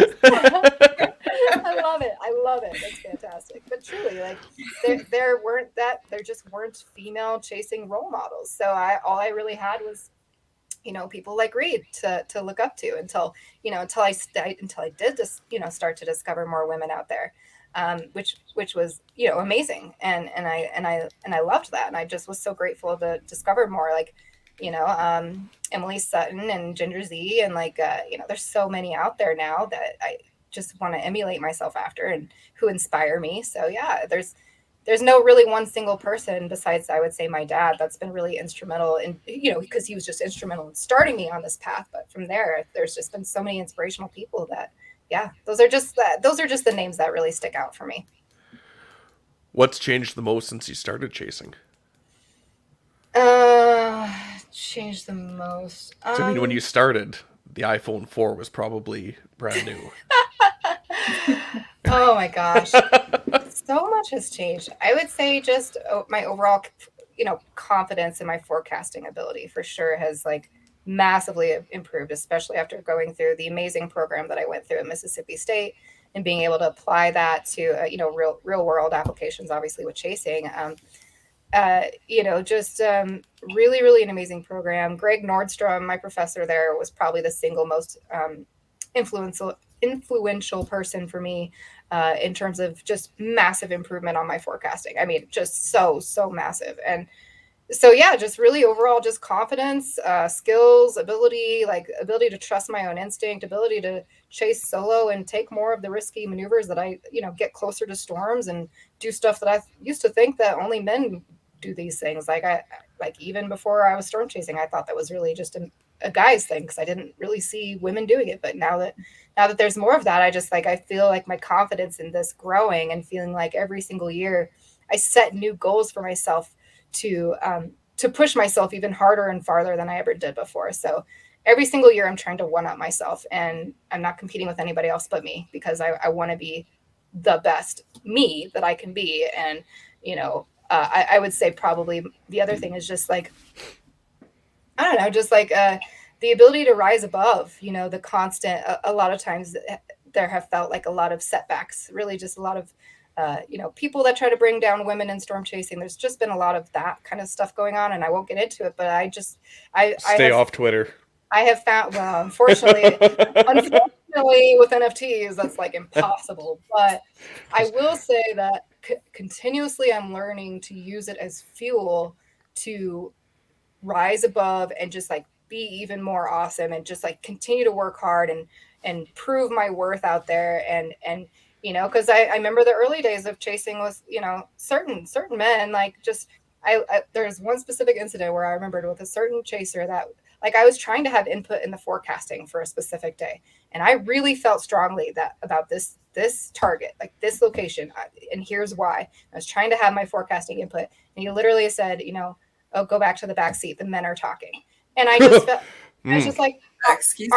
Are you serious? Like I was so shocked by that. But constantly in my early days of chasing with guy friends or boyfriends or whatever, like I was constantly feeling like I didn't really have a voice, or I wasn't allowed to have input. I was just the girl that took pretty pictures with the camera. But now I'm proving, at least I hope I'm proving, that like I can do this on my own. I don't need anyone's help. I feel like I'm like have gotten to the point where I can say that I'm a good chaser. Like I forecast like pretty fairly successfully, and I try to always get shots that I feel like no one else is getting. And that doesn't always work, but it's my goal for myself. Like I try to just really rise above everything and just prove why, I do have a voice here, and my work should matter. And like, I don't know.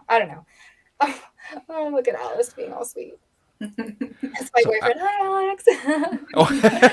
Hi. So Alex says, and after everything, Jess is now one of those helping to inspire other women in chasing, and not just women, everyone.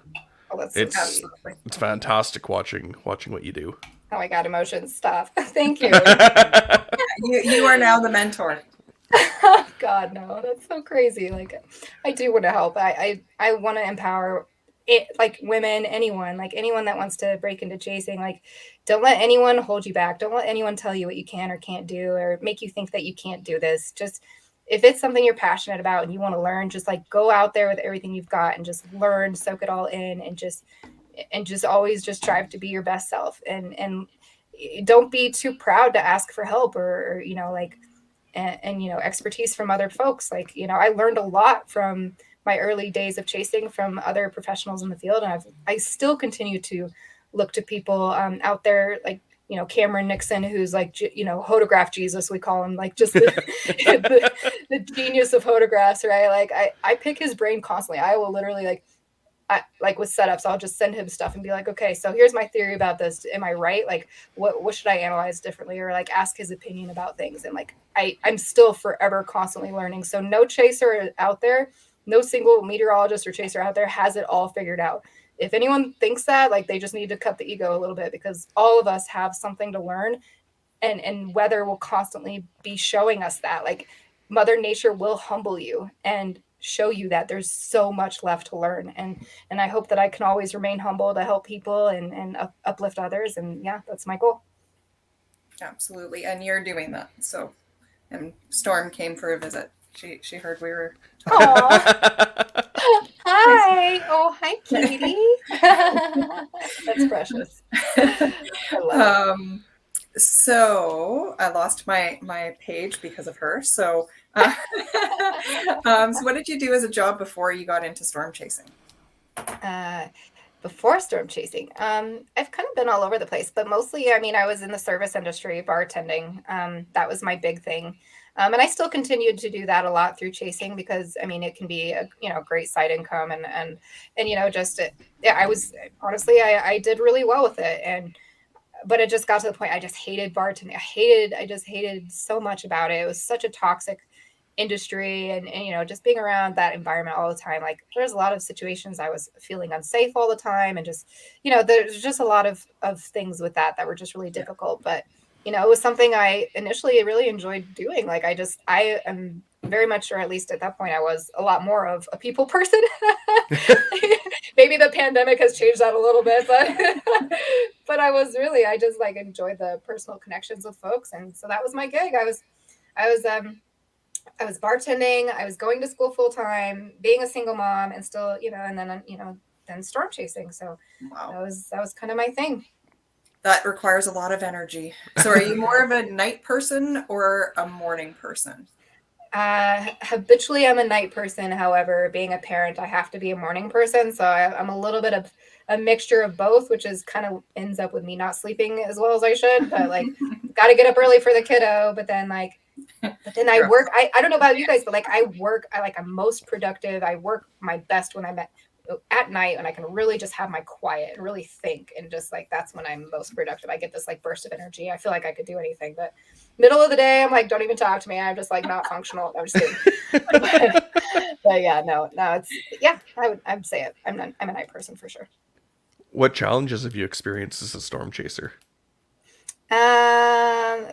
Most of those are related to being a woman, but like I knew it. I didn't want to ask it. Gonna get ganged up on here. No. I will say there have been so many amazing men. I know I'm sure I have the reputation for being like a little bit hostile and confrontational about issues in storm chasing community, but it's for a good cause, and there's good intention and heart behind it. And there have been so many amazing men that I've met in chasing that, including Alex, who spoke up or commented a minute ago. Like there are diamonds in the rough out there, and there are so many wonderful people that I have like been able to cross paths with. But I have had, unfortunately, some very, very negative experiences as well. And like I just, again, like it's all been a lot of growth for me, because it's been a lot of challenge and a lot of times feeling like kind of on my own, just like as a woman in this field. Again, before I discovered a lot of folks, like I really just felt like I was fending for myself. But I just honestly, I constantly, even like when I got a job for Weather Nation, I worked for them as a field correspondent for just over a year. And I dealt with just constant rumors of how I got the job that were unsavory rumors and just horrible things, like as if a woman couldn't possibly find success unless she did something unsavory to get her way there. And it just was really hard for me, because I felt like for years I was just trying to prove who I was, and that I'm super passionate about this. Like weather is my entire life, storms, meteorology. Like I literally went to school for it. Like it's everything that I have been passionate about since I was a little girl. And so it's been hard to deal with a lot of personal attacks and things like that I've dealt with over the years. So that honestly has been my biggest challenge, is learning to tune out the noise of like anyone that wants to try to bring you down in this field, and instead just focus on the why. Like keep coming back to why you chase, because when you tune all that out and you're able to just get back to why you chase, it's the world goes a lot quieter, and you're able to just like still be happy and find enjoyment by tuning all that out as much as possible, and just like falling in love with storms again. Like there was just a time that I really struggled with like gosh, like all this negativity is making it hard for me to even enjoy chasing anymore. But like, man, I've worked really hard on it, and like I honestly found I found my passion again. Just I feel like I keep refinding my passion every year. Like I think all of us go through these kind of lulls sometimes with chasing, where like, God, like some years, especially like 2018, 2020 for me, where it's super quiet. You're grinding it out for all these chases where nothing happens, and you're just like, dude, why am I even doing this? Like, this is the stupidest hobby sometimes. Like, I'm wasting so much time and energy and gas. And for what? Like, just, okay, I can look at this little turkey tower over here and just feel sad about my life. Like, but it's like, it just takes one storm. It takes one storm, like Leote, like Imperial, like Earth, Texas, like McCook, like Dodge City, like you got in the background there. Like it just takes one storm to like kickstart that, like reignite that passion again. You're like, oh, well, that's exactly why I do this. Yeah. Okay. I remember. Like, yeah. Like, all we got to do is bring it back to that question of what do you enjoy most about storm chasing? Because the passion and the energy that you got from that, even just the question, like it's just, you got to remember that, right? Yes, exactly. Yeah. Got to come back to the passion, because that's the whole reason we're all out there. Like when you look at the storm chaser community and all the craziness that happens, if we just come back to refocus on why we're doing it, and just come back to the love of storms, then it's just so much more enjoyable for all of us when we do that. Exactly. So can you tell me or tell us about the 3 most influential people in your life and how they impacted you? Well, again, my dad would probably be number 1, because again of the influence with both photography and storms. And like, there's just something about like coming back from a storm chase, and honestly, my dad is immediately like wanting to see oh my God, what'd you capture? Like he just wants to immediately know, like, give me the full debrief. I want to see what you saw. Like, and like it, for some reason, that's when it really finally fully hits for me. Like the full scope of it is like when my dad looks at my storm photos and he's like, oh man, you saw that? That was so epic. Like he's just like the most hilarious, most adorable passion that you can imagine. It's just like he's like a little kid when he looks at my storm photos because he loves the weather, but he's not going to go chase storms. Like it's just not his. He's 71. Like so he lives vicariously through me, I think, in a lot of ways. So for sure, he is probably number one. But then, like I think earlier I mentioned Karen Kosiba. She's for sure, I would say I don't know. It's hard to say between. Are we talking like influential in meteorology or like just in general? Just in general. Just in general. Well, I don't know. Weather is kind of my entire life, so that's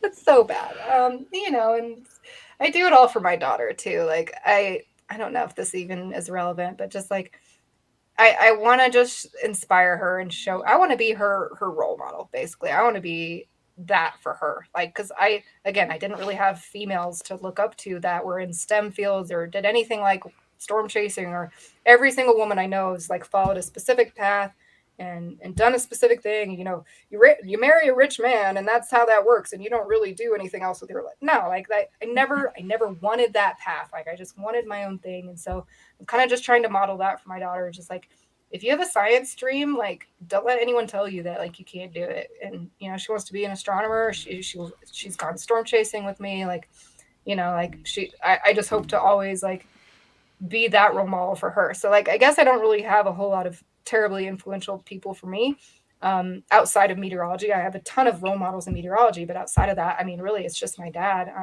My mom too, I guess, just in a different way. She's a very like, she doesn't take shit from anyone kind of thing. Like so that's where I got that from, as my mom. She's a very, very, she's a tough woman. So she inspires me in that way. But yeah, no, I don't really have a lot of folks outside of meteorology that inspire me. So I just hope to be an inspiration to other people and to my daughter. That's kind of, I guess, the goal for me. Absolutely. And I think you are. I honestly think you are. And I mean, I think I wrote something today on Twitter about, where we were and where we are and where we're going, as women in general. And, it's amazing the strides that we've taken so far. Like if you think, even in our technology and everything, right? And and one of the things you're doing from the WX Twitter world, like you're bringing that to the forefront, right? Like you're calling people out and you're being that voice for others who maybe don't have that voice. So, Yeah. And I think that, maybe your mom instilled that in you and you're instilling that in your daughter. So, yeah, I mean, I want people out there to like not ever feel like they're alone in this. I think especially women especially, we have to stick together, and it's really hard when when you feel like you're like on your own, and it's like it's a man's world. It still is. Like I'm just gonna say it, and this is not an offense to anyone else. Like there's some, again, amazing men out there. Like this is not an insult, but it is still very hard for women to feel valued, feel heard, feel seen, be valued on the same level as their peers. How many storm chasing shows you see about women? I think there's been like one. There's like all these, storm chasing men that are featured, which is, again, this is not anything against them, but like, I want to see more women being highlighted and uplifted and these powerful voices being amplified. Like, I don't know, if I can be any part of helping that happen, then I'm all for it. Cause there's too many badass women that are like way under recognized and undervalued that I just think they need the spotlight. So I'm here trying to help provide that as much as I can. Awesome. What is your favorite state to chase in and why? Oh, I love that question. It's a tough one though. Sorry, I'm losing my voice. I feel that. I think you've probably learned about me that I can't just come up with a simple answer to any question. So I'll be back in 10 minutes. No. I'll try not. I love the high plains. I'm such a high plains girl. It's where I learned to chase here in Colorado. It's there's just something about the storms that we get here on the high plains and the northern plains as well that they're just so photogenic often. And, you know, typically they're not producing extremely violent tornadoes that destroy cities and lives. So I don't like to chase deadly tornadoes. I know it's an inevitability, probably, you know, like I've been very fortunate in 11 years of chasing to, I don't think I've ever chased a tornado that's killed someone that I know of. And I love the pretty scenic storms, that the kind that you can photograph and put on your wall, and the High Plains delivers that. So I have this little, I don't even want to call it a state. It's like my favorite geographic area. Like my geographic area is like northeastern Colorado, southeastern Wyoming, like western Nebraska into like western, you know, South Dakota, and then a bit into, you know, western Kansas. Like that's kind of like my little trifecta. But then I also like my secondary area would be like the Texas Panhandle and northeast New Mexico. I love that area as well. Southeastern Colorado. So there's like my two main, like those are my hot spots. But I'll chase, like I will chase literally anywhere. I will chase Dixie. I will chase the upper Midwest. I'll chase, I don't care. I'll chase the northeastern. Just wait till you come up to Canada. Come up to Canada. We'll take you around Manitoba and Saskatchewan. You're going to be amazed. Like it's flat land for miles and like grid roads, like mostly no issues. So yeah, you're going to love it. Oh my God, I would lose my mind. You don't even know. So I keep saying every year this is going to be the year, but maybe this is going to be the year. Like, it's got to happen. It's got to happen. So we'll see. I've chased as far north as like just below the border of on North Dakota, like Canada border there. Yeah. But it's just like been so close to the border, but haven't quite crossed over. So maybe this will be the year. We'll see. Yes, definitely. Like I said before, there's a room in the basement. You're more than welcome to it. Oh, so sweet. I appreciate that. And I don't know where Curtis went. Oh, his laptop's dying, so he said he'd be right back. So I will ask his question for him. Oh goodness. Okay. that's always fun. So when you were a kid, what did you want to be when you grew up? It's funny enough, I actually wanted to study volcanoes first. That's what I was really into. I was really, really into volcanoes. Oh, hey, there's Jordan. Yeah, I'll take over until Curtis is back. Okay. That works. So initially it was volcanoes, but it really didn't take long for me to switch over to, meteorology. So, oh, there he is. Sorry. There he's back. Oh, good. How dare you? I panicked. It started giving me alarms. Oh, no. That's awful. Well, welcome back. All right. I'm going back to the background. See you, buddy. Okay, you're on number 11. Thank you. Oh, no, we already went over that one. Okay, then I'll ask my question. How's that? So, hurricanes, tornadoes, or structure, what's your favorite to chase and why? Well, first of all, I've never chased a hurricane. I have accidentally experienced one once in Mexico, long before I was actually chasing storms. So I've not actually intentionally chased a hurricane before. But maybe I'll do that one of these days. But there's not a whole lot of like photographic interest for me. It'd be more like, okay, if I could get like a badass stadium effect from inside the eye of like a powerful hurricane, then yeah, I'd be down with that. But I just don't want to deal with all the other like nonsense of it. I don't know, but maybe one of these days. I can never give a straight answer. I'm so sorry. Like, oh my God. Okay, so structure. I mean, I think y'all know I'm a structure junkie, like hardcore. Like my Leote, Imperial, Earth, Texas, like those three storms. Like I think that's probably what I'm most known for is my structure shots. But that being said, I do love to be in close proximity to badass tornadoes too. Like I'm not one of those that only likes to hang back and shoot the structure at all. I'm a hybrid. I think Reed called me a hybrid chaser because he was like, you're not like a full structure hipster, but you're also not always in the bear's cage either. So like you do both. And like, you're one of few people that does like the hybrid. And yeah, so I'm like, okay, I'll go with that. I'm a hybrid. Structure hippies unite. Hey, I love Good it. old Garrett. Yes.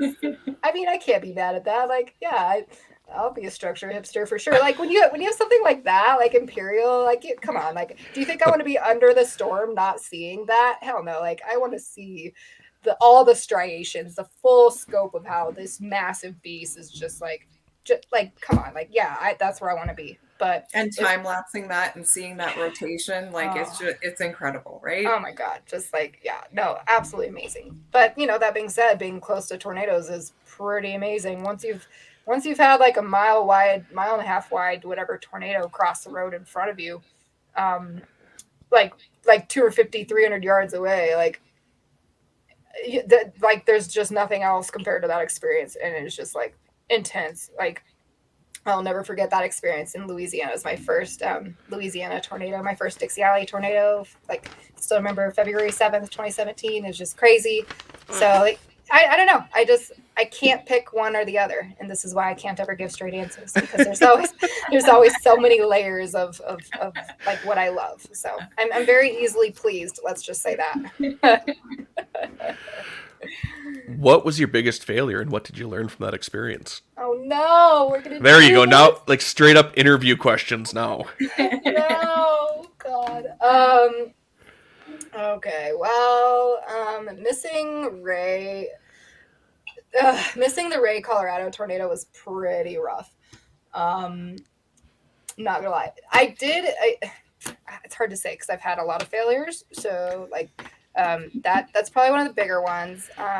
I was on a very like desolate dirt road in the middle of nowhere, and I was a little baby bit above the speed limit, and I got busted with a speeding ticket. And that cop like really wanted to just like talk to me about storms for like what felt like hours, like 45 minutes. He ended up not ticketing me. Like, dude, I'm speeding for a reason. I gotta go. No, I really do try to, like, I have like a 5 mile over the speed limit rule, but I crept over it a little bit. I'm not like an intentional speeder by any means, but it just happened to be like this random middle of nowhere dirt road. I went a little bit over the speed limit, got caught, and then he just used it as an opportunity to like give me 21 questions about every storm trivia question you could imagine, because he was so fascinated by what I was doing. I was like, this is sweet and all, but like there's a tornado happening right now and I'm missing it. And like, of course I didn't have any idea at that point what it looked like, and that I was basically missing the tornado of a lifetime. If I'd known that conversation might have gone a little differently, but can I get just give me the ticket. Just give me a ticket and let me go. Like at this point, yes, but no ticket, thankfully. But yeah, like I that was a pretty big one. Simla. Notice all of my biggest misses are in my backyard. Okay, so there's a pattern here. The Simla, Colorado tornado was just breathtaking, beautiful tornado. I was actually on that storm when it developed, and initially went up, and I watched it produce a couple like bowl-shaped funnels, and it, like I could tell it was going to do the thing. Like I was literally there underneath, like I was one of the first chasers underneath, like directly underneath it as it was like about to produce. And I had to work my bartending job that night, and I did not call off of work like an idiot. I think it was one of those like situations where there literally wasn't anyone that could cover me. They were short staffed. So looking back, I should have just like no-showed at this job for this tornado. Like I'm serious. Like that's how incredible that tornado was. And I knew as I was driving away from it that I was going to miss something epic. It was literally like probably producing a tornado as I was driving like away. So that was pretty painful. There've been a few over the years, but that's probably the biggest one. Those two, I would say, just and they weren't even necessarily like my doing that I screwed up. I haven't really had like a very bad busted forecast except for May 26th of last year, where everyone and their mom was in Southwest Kansas hoping for Dodge City 2.0, and Nebraska went bonkers, and so we missed a lot of epic tornadoes that day. That was probably one of my most painful, actually busted forecasts. But I was in good company. Like a whole lot of chasers busted in Western Kansas that day. So I guess that's the only solace I can take from that. What happens, right? You're going to have areas where you're going to have, two targets, and you got to pick one. There's nothing you can do. There's just nothing. But, the good thing is that from every failure, I honestly learned so much more from my failed chases than I do from any of my successes. It's like, okay, well, you just, because you if you're like me, you pick apart every single thing in the forecast afterwards to figure out what you missed and like what you overlooked and how did I screw this up, and like what are the signs I should have seen. Of course, I usually find them, or I pick other people's brains until I do, and other people smarter than me, right? But eventually I'll get to the answer, and it's a learning thing, and so it just serves to make me a better chaser in the long run, better forecaster, and hopefully like decrease those failures. Yeah. Right? Reduce the failure rate. Yeah. So. And speaking of successes, so you've covered a lot of storms, right? So which one stands out the most, or which one was the most important to you? I would say, honestly, if I had to pick, it would be Leote. Leote, Kansas, May 21st, 2016. And because it was the first time I really, it was one of those moments where I was seeing something that I thought that I only could have ever dreamed about. I never imagined I would be able to see structure like that. Like, I just never thought anything like that was remotely possible. It was just jaw-dropping. And, it produced a couple of tornadoes that nobody cared about. But, it was one of those storms that just, changed my entire life. And I realized it was a pivotal moment for me, because I realized what the possibilities were of what I could really do with storm photography, what I could potentially capture.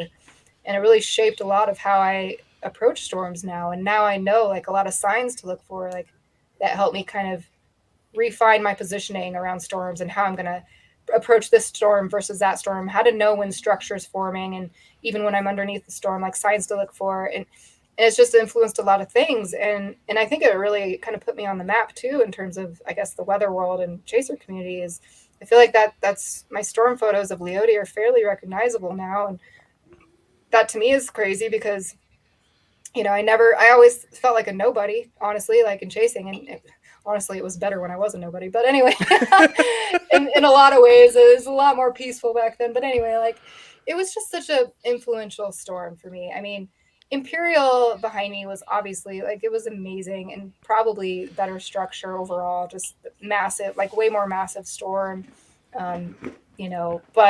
but the overall experience and just the influence that it had on my particular trajectory of my chasing career, for sure, it would have to be Leote. Okay, now for a fun question. Okay. If you won $10 million tomorrow, what would you spend it on? Okay, well, pay off debt, get a house for me and the kiddo, storm chase for the rest of my life. No brainer. I mean, obviously, no, there's causes I want to donate to and things. No, be selfish. Don't be. I'm philanthropic. Okay, I like to pay it forward. I like to help, because so many people have helped me along my path. I do think it's important to to help other folks, and organizations like Storm Assist that give back to communities that have been impacted by storms. I think that's important. I think stuff like that's super important. So if I had unlimited resources, I would take care of me first and my kid. That's important. I've never really had full stability for myself and my daughter as a single mom. That would be absolutely number one. Make sure she's set for life and that we're taken care of. And then I would just I would really want to just help people. That's just how my dad raised me. That's how my family raised me. I was raised to be a helper and an advocate. So that's what I would want to do. And then, of course, I would want to storm chase forever and not have that limitation. Perfect. So what would your storm chase vehicle be? If you had ultimate resources, what would it be? Oh, geez. I mean, it'd be cool to have something like the Dominator, where you can just 0-meter tornadoes like nobody's business. But I don't know. I don't know if that's. I don't know if that's really me so much. I would want to. $1 million. Chase vehicle. Got to put me on the spot like this. An Apache helicopter. Oh, there you go. I wasn't even thinking anything airborne. All right. Well, Curtis is going to take this question. We don't need roads where we're going. Yeah, That's you need a fleet of vehicles. You've got your helicopter, you got a boat, right? So you can catch all those water spouts in Florida. Hell yeah, let's go. I love it. I'm here for it. I like the helicopter. Let's do it. Yeah. What songs would we find on your Storm Chase playlist? Oh God, quite the variety, from like the heaviest death metal out there to like, like kind of girly, lovey-dovey music. If I'm in like that kind of mood, like it just like, I have the Twister soundtrack. There's some songs on there that are like classic go-tos, and there's a lot, but I also like a lot of silence sometimes too, which might seem weird, but like something about the silence and just the sound of the road and the just the quiet for me like is therapeutic because of how chaotic my life is just on a normal day-to-day basis. Like I like the quiet too. So I can really go full board with like I have different like playlists for my mood. Like if I'm in my energetic mood, like I've got the heavy metal, and then like I could even listen to classical music. It just like I could listen to just about anything as long as it's not country. So, if you play country in my car, I'm going to kick you out the vehicle. But other than that, we're good with pretty much anything. That's awesome. So what, so you've got a lot of storm chasing gear, right? So what is your favorite piece of equipment? I think I know.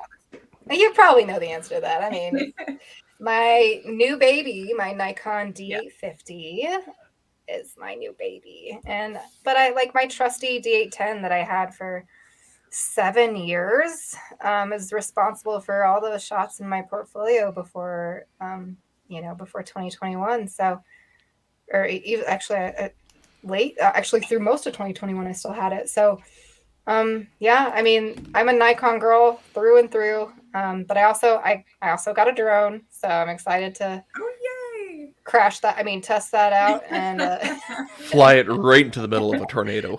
Dude, I see people's footage like Brandon and Brian Infinger and like some of these crazy like drone flying machines, and I'm just like, okay, that would be badass, but also like I would for sure crash my drone, and I am not someone that has like unlimited resources where I can just replace drones when I crash them. Like I have the one and that's it. So I gotta be more careful. Plus I'm not that confident flying it yet. Like my very first time attempting to fly it, I accidentally landed it on my neighbor's house. So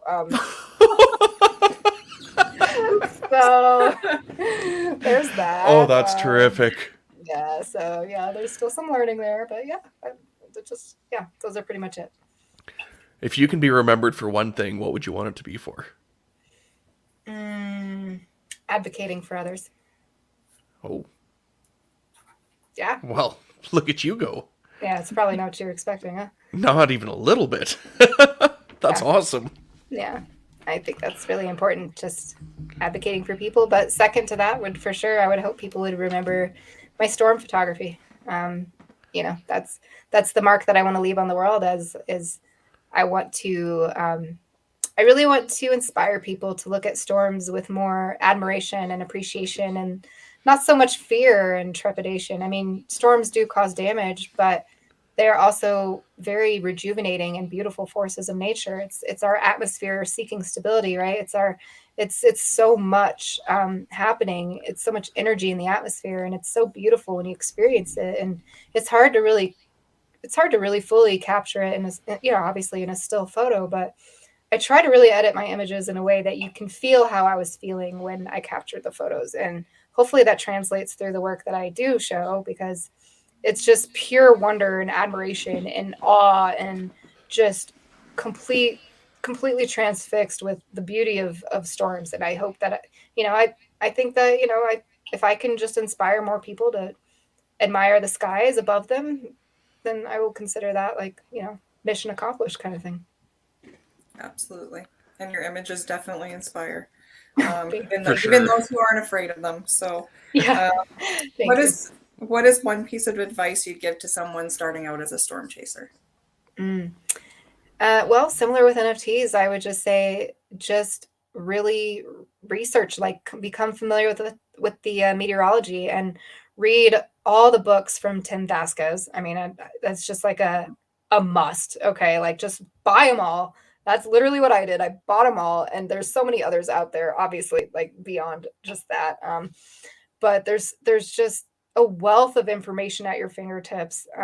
If you're a book reader, I have like bookshelves full of only meteorology books, and I've read every single one of them. And I buy textbooks for fun. Okay, like even when I'm not in college, that because I literally just can't get enough knowledge. I cannot like possibly learn enough. There's always more, and I think that the more that you take that thirst for knowledge and just run with it, then like you'll just learn so much and grow so much as a storm chaser. And again, similarly, I think you should also like really look for the positive people in the community that are really just like uplifting and like constantly just like put out good energy, and try to connect with people that are like experienced, and maybe like even like some folks start off with chasing tours. Make sure you research the reputable ones and any sort of accident history. Make sure you're chasing with safe tours and things like that. That's one way to start. There's no shame in that at all. You can always team up with other more experienced storm chasers as well if you feel comfortable with them. Hey, look at that. Hey. Nice plug, Jordan. Nice plug. I love it. I'm here for it. Oh my For God. those of you listening to the podcast, Jordan just flashed up the www.vorticitystormtours.com. I love it. Well, so for that reason, I won't talk about my tours. I'll just keep it separate. But I don't want to like no competing information here. But just like look for the people that you aspire to be like, and just learn from them. That's all I can really suggest is just learn, and just start by doing, and don't don't take unnecessary risks. And you still got to just like chase safely, chase smart. Like don't put yourself in positions that you're not comfortable with. Make sure you're situationally aware. Like learn how to be situationally aware. Watch all of like Skip Talbot's videos on his YouTube. He does a lot of things with going over storm feature identification and what to look for. There's a lot of really valuable things there.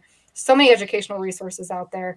Even on the MedEd, the MedEd dot whatever website, there's like tons of like even just like literally free classes that you can learn. Like I went through so much of their coursework for just different things. That's how I first learned about how to read a hodograph and skew T-chart and all these things. There's so much out there. So just study it all and learn from people, and never have too much pride to learn and ask questions, and then you'll do well. Absolutely. And I think I'm going to plug, since we're both wearing the T-shirts, is the Yes. Girls Who Chase. They've got the Patreon as well, and I know there's an education program there. So something else to add. Cool. So wanted to ask you, what year to date has been your most successful, and why? What chase year? Oh gosh. I think honestly it would have to be either 2017 or 2019. I seem to have like my best years are like odd numbered years. So like 2019, 2017, also 2021 was very successful for me. So like I'm an every other year person apparently. So hopefully that doesn't mean this year's going to suck, but like maybe I can like break that trend. That would be nice. But I hope so. I hope so too. The 2019, I got the McCook, Nebraska tornado, which, there's several tornadoes that day that were epic. And then, I had the Hollis, Oklahoma supercell structure on April 3rd. And then, then Imperial, obviously, in May. So there was just a lot of, that year delivered everything. Gorgeous tornadoes, incredible structure, big ass hail. I got some big hail, sorry. So it was great. But honestly, like, seems like every odd numbered year I have a good year. So 2016 was a good year for me too, though. That was my good even numbered year. So that's when I got Leote and some others. So hey, there Jordan got it up there. nice. But yeah, so like, yeah, it's hard to pick because they're all good for different reasons. But we'll definitely cut out 2020 and 2018 and 2014. Those are terrible. So yeah. Well, this is the last question. Okay. What is one question that you wish we would have asked, but we didn't? And what is your answer? Oh God, I don't know. What is one question I wish you'd ask? That's like our really smooth way of copping out. We have 20 questions, and we just give you this last one as to You're round just it gonna out. put me on the spot like that. That's 100%. so rude. Oh gosh, I don't know. I mean, I feel like we covered a lot of really great ground and a lot of really great questions. I feel like I could talk storms for hours. So I mean, I don't want to bore you with more storm stories, but it's I've had a lot of crazy, like, close calls and near death experiences and like, lots of lessons learned from those. So I could potentially talk about a few of those if you wanted to hear any of those. but like the biggest thing is like just safety is so important with chasing, and you cannot emphasize enough how important it is to drive safely when chasing. And I know some of us drift over the speed limit every now and then, and it's not intentional. Like we can always rein that in, but like there's a difference between that and like intentionally recklessly driving and doing things like blowing through stop signs and like recklessly, like dangerously speeding, like scary things that I've seen even just in recent days of chasers doing. We're all thinking of the same incident. And it's really unfortunate to see like certain behavior just being celebrated and not changing. And we just have to remember that, like, first of all, no storm is worth your life or somebody else's life. I really don't want to lose any more storm chaser friends. Like, I don't want to see that become a trend. Like, I want us to have more cognizance for, not just the rules of the road, but for our surroundings and our position relative to the storm. Make smart choices. Don't put yourself in positions where your life's in danger. Like, it's just not worth it, man. Like, it's not worth it. And I know that not every situation is avoidable. Like, one of the biggest hazards, honestly, is hydroplaning for me. Like, I've had some seriously terrifying hydroplaning incidences on 3 separate occasions, and one of which, like, I had no idea there was even a wet patch of road up ahead. It was just, and I was going the normal speed limit. I was not speeding, and I ended up like literally spinning in the middle of what is that highway? 87 in New Mexico. It was terrifying. I'm like spinning out in the middle of the highway. It was just so scary. And then another time I was a passenger. And I had told this driver a couple times that he needed to slow down, and he was messing with his phone and just distracted. And we'd already kind of like hydroplaned a little bit once. And unfortunately, he didn't listen. And we hydroplaned really badly into a median and just smashed the hell out of the median and our truck that we were in at the time. And it hit my side where I was at. So it destroyed, I had like a laptop on the dash. It destroyed my laptop, shattered the windshield. It just destroyed the truck. And I've had enough of those kinds of experiences. Like there's so much danger already inherently around chasing storms with the driving aspect. We don't need to be adding to it by driving recklessly, right? Like there's absolutely zero excuse for intentionally running stop signs. If you happen to not see a stop sign because maybe it was like covered by some bushes or something like that, but you're going like at a slow speed, okay, like I could maybe like pass that one off. Okay, I kind of forgive that as long as you didn't hit anybody. But if you're intentionally running stop signs and intentionally recklessly speeding, you got to just stop. Like we're all out there chasing storms, and we're also an example to other people, like younger chasers that are coming into this scene that are watching us. They're watching our behavior, and if they see this kind of thing being accepted, they're going to start to do it too, and it's going to become a bad problem. So I guess you didn't really ask me my advice, but that's my unsolicited advice to new chasers too, is also just drive, please, for the love of God, like drive safely. Like your storm, your ego, your footage, your photos, like none of that matters at the end of the day. Like just chase safely. Yeah, none of it matters if you don't show up alive. Yeah. Well, and I think too, like in specific to that incident, like it was in the video, and I think it was intentionally in the video. It, didn't need to be in the video. Like, if you looked at the rest of it, there was some good footage in there that didn't need to be in there. And I think advertising that, it called it out, right? And I think that, honestly, I think that was done intentionally. Well, he got what he wanted, right? Like, yeah, he got attention, and he did off that stuff. So, well, we're talking about it, so it worked. Yeah. Yes, but unfortunately, it does show that it's, it can be done, and it brings the attention, right? Yeah. And the thing is, we have to come back to, this is not behavior to be celebrated. This is the exact, this is the behavior to call out. Like, I don't like being the storm chaser police. Like, I've done it. I don't want to. Like, no one wants to be that person. But if we don't, more people are going to freaking die. And I'm like, not in the mood for that. I don't think any of us wants to see any more death, like, or anything like that. Like well, it's not even going to be another storm chaser. It's going to be a chaser who hits, a kid crossing the road, or, something like that. It's going to something be awful. Yeah. So, I mean, it's something that people need to be aware of and be responsible about, accountable. Yeah. I agree. And that's exactly it. And, so I just want to just encourage everyone, just like, when you see this kind of behavior, like, just know this is not the norm for most of us chasers. Like, most of us chasers really do care about, like, not being reckless and endangering ourselves or other people. Like, most of us are just out there to see the beauty of storms and the beauty of nature, and, like, call in reports to the National Weather Service so we can help expedite the warning process, right? These are all important things. Like, we don't want to be contributing to the, to the hazards already present with the storm, right? Like, let's just be decent human beings about it. And then we can all just be happy and go home and chase the next day, and like, everything's fine, right? I mean, I drive a minivan, so I know I'm not contributing to the speeding. Yeah, minivan. I love it. Yeah. That's great. Yeah. The unanswered question that had to be answered. Right? Absolutely. Oh, that's awesome. I had to throw that in there. That's good. That's perfect. Good. Hey, look, Jordan's on the ball with his sound effects. You know it. Oh, my God. So now it's time for trivia. And we kind of gave you a little hint to what it was earlier.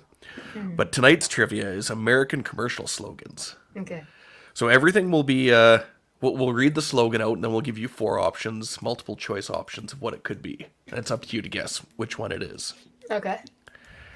So the first one is, I can't believe I ate the whole thing. And was it Alka-Seltzer, Tums, Rolaids, or Pepsi AC? Well, let's go with Rolaids.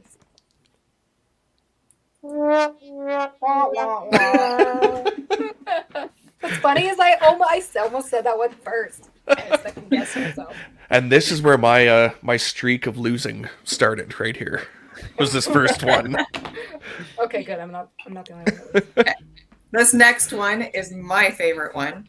Let's go places. Is it Toyota, Volkswagen, Mazda, or Audi? Toyota. She just completely gave it away, Shannon. I already knew the answer to it immediately. Well, this one's fitting for today. Strong enough for a man, but made for a woman. Degree, Dove, Secret, or Almay? Degree. Oh. Come on! That is the one I actually got. You got I know this one. I'm actually impressed. I'm impressed. Is there anybody in the audience that guessed it? Tricks. Sorry.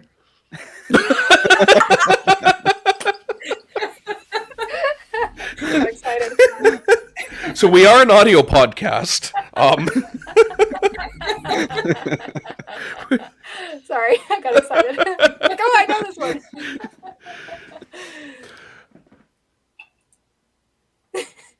So What does it mean? Silly rabbit, blank are for kids. Tricks. But you already guessed it. Oh my God. The answer is tricks. It's good stuff. It's good stuff. So this fast food joint has a slogan: "Have it your way." Is it Hardee's, Wendy's, Burger King, or Five Guys? Burger King. Yeah. Hey. I didn't know that one. I've never specialized my Burger King order. You can have it your way at Burger King. Apparently. Hey. Number 6. Bet you can't eat just one. Is it Wise, Pringles, Lay's, or Ruffles? I'm going to go with Pringles. That's what I thought originally too, before I knew the answer. It seems like it should be Pringles because for me, I couldn't just eat one. So Right? that seemed like the one. That one reminds me, they used to have the ad of the two Eskimos sitting up in the middle of the tundra, and the one guy was eating his Lay's potato chips, and his buddy asked if he could have one. He said, well, if I gave you one, I'd have to share with everyone. And they showed the barren landscape. That's what I remember from that one. Oh my god, that's incredible. Yes. Oh, my bad. Whoa. See, I got it right. So number 7 is so easy a caveman can do it. Is that State Farm, Progressive, Farmers, or Geico? I'm gonna go with State Farm. Oh my god. Say what? Okay, that's fine. It's fine. I'm not It's mad at fine. that. It's all It's good. fine. It's fine. So for Okay, those ready for the next listening, one? the answer to that one was Geico. Oh, sorry. I was reading the comments. Like, where was that voice coming from? Geico. Garrett got it. Okay, next one up.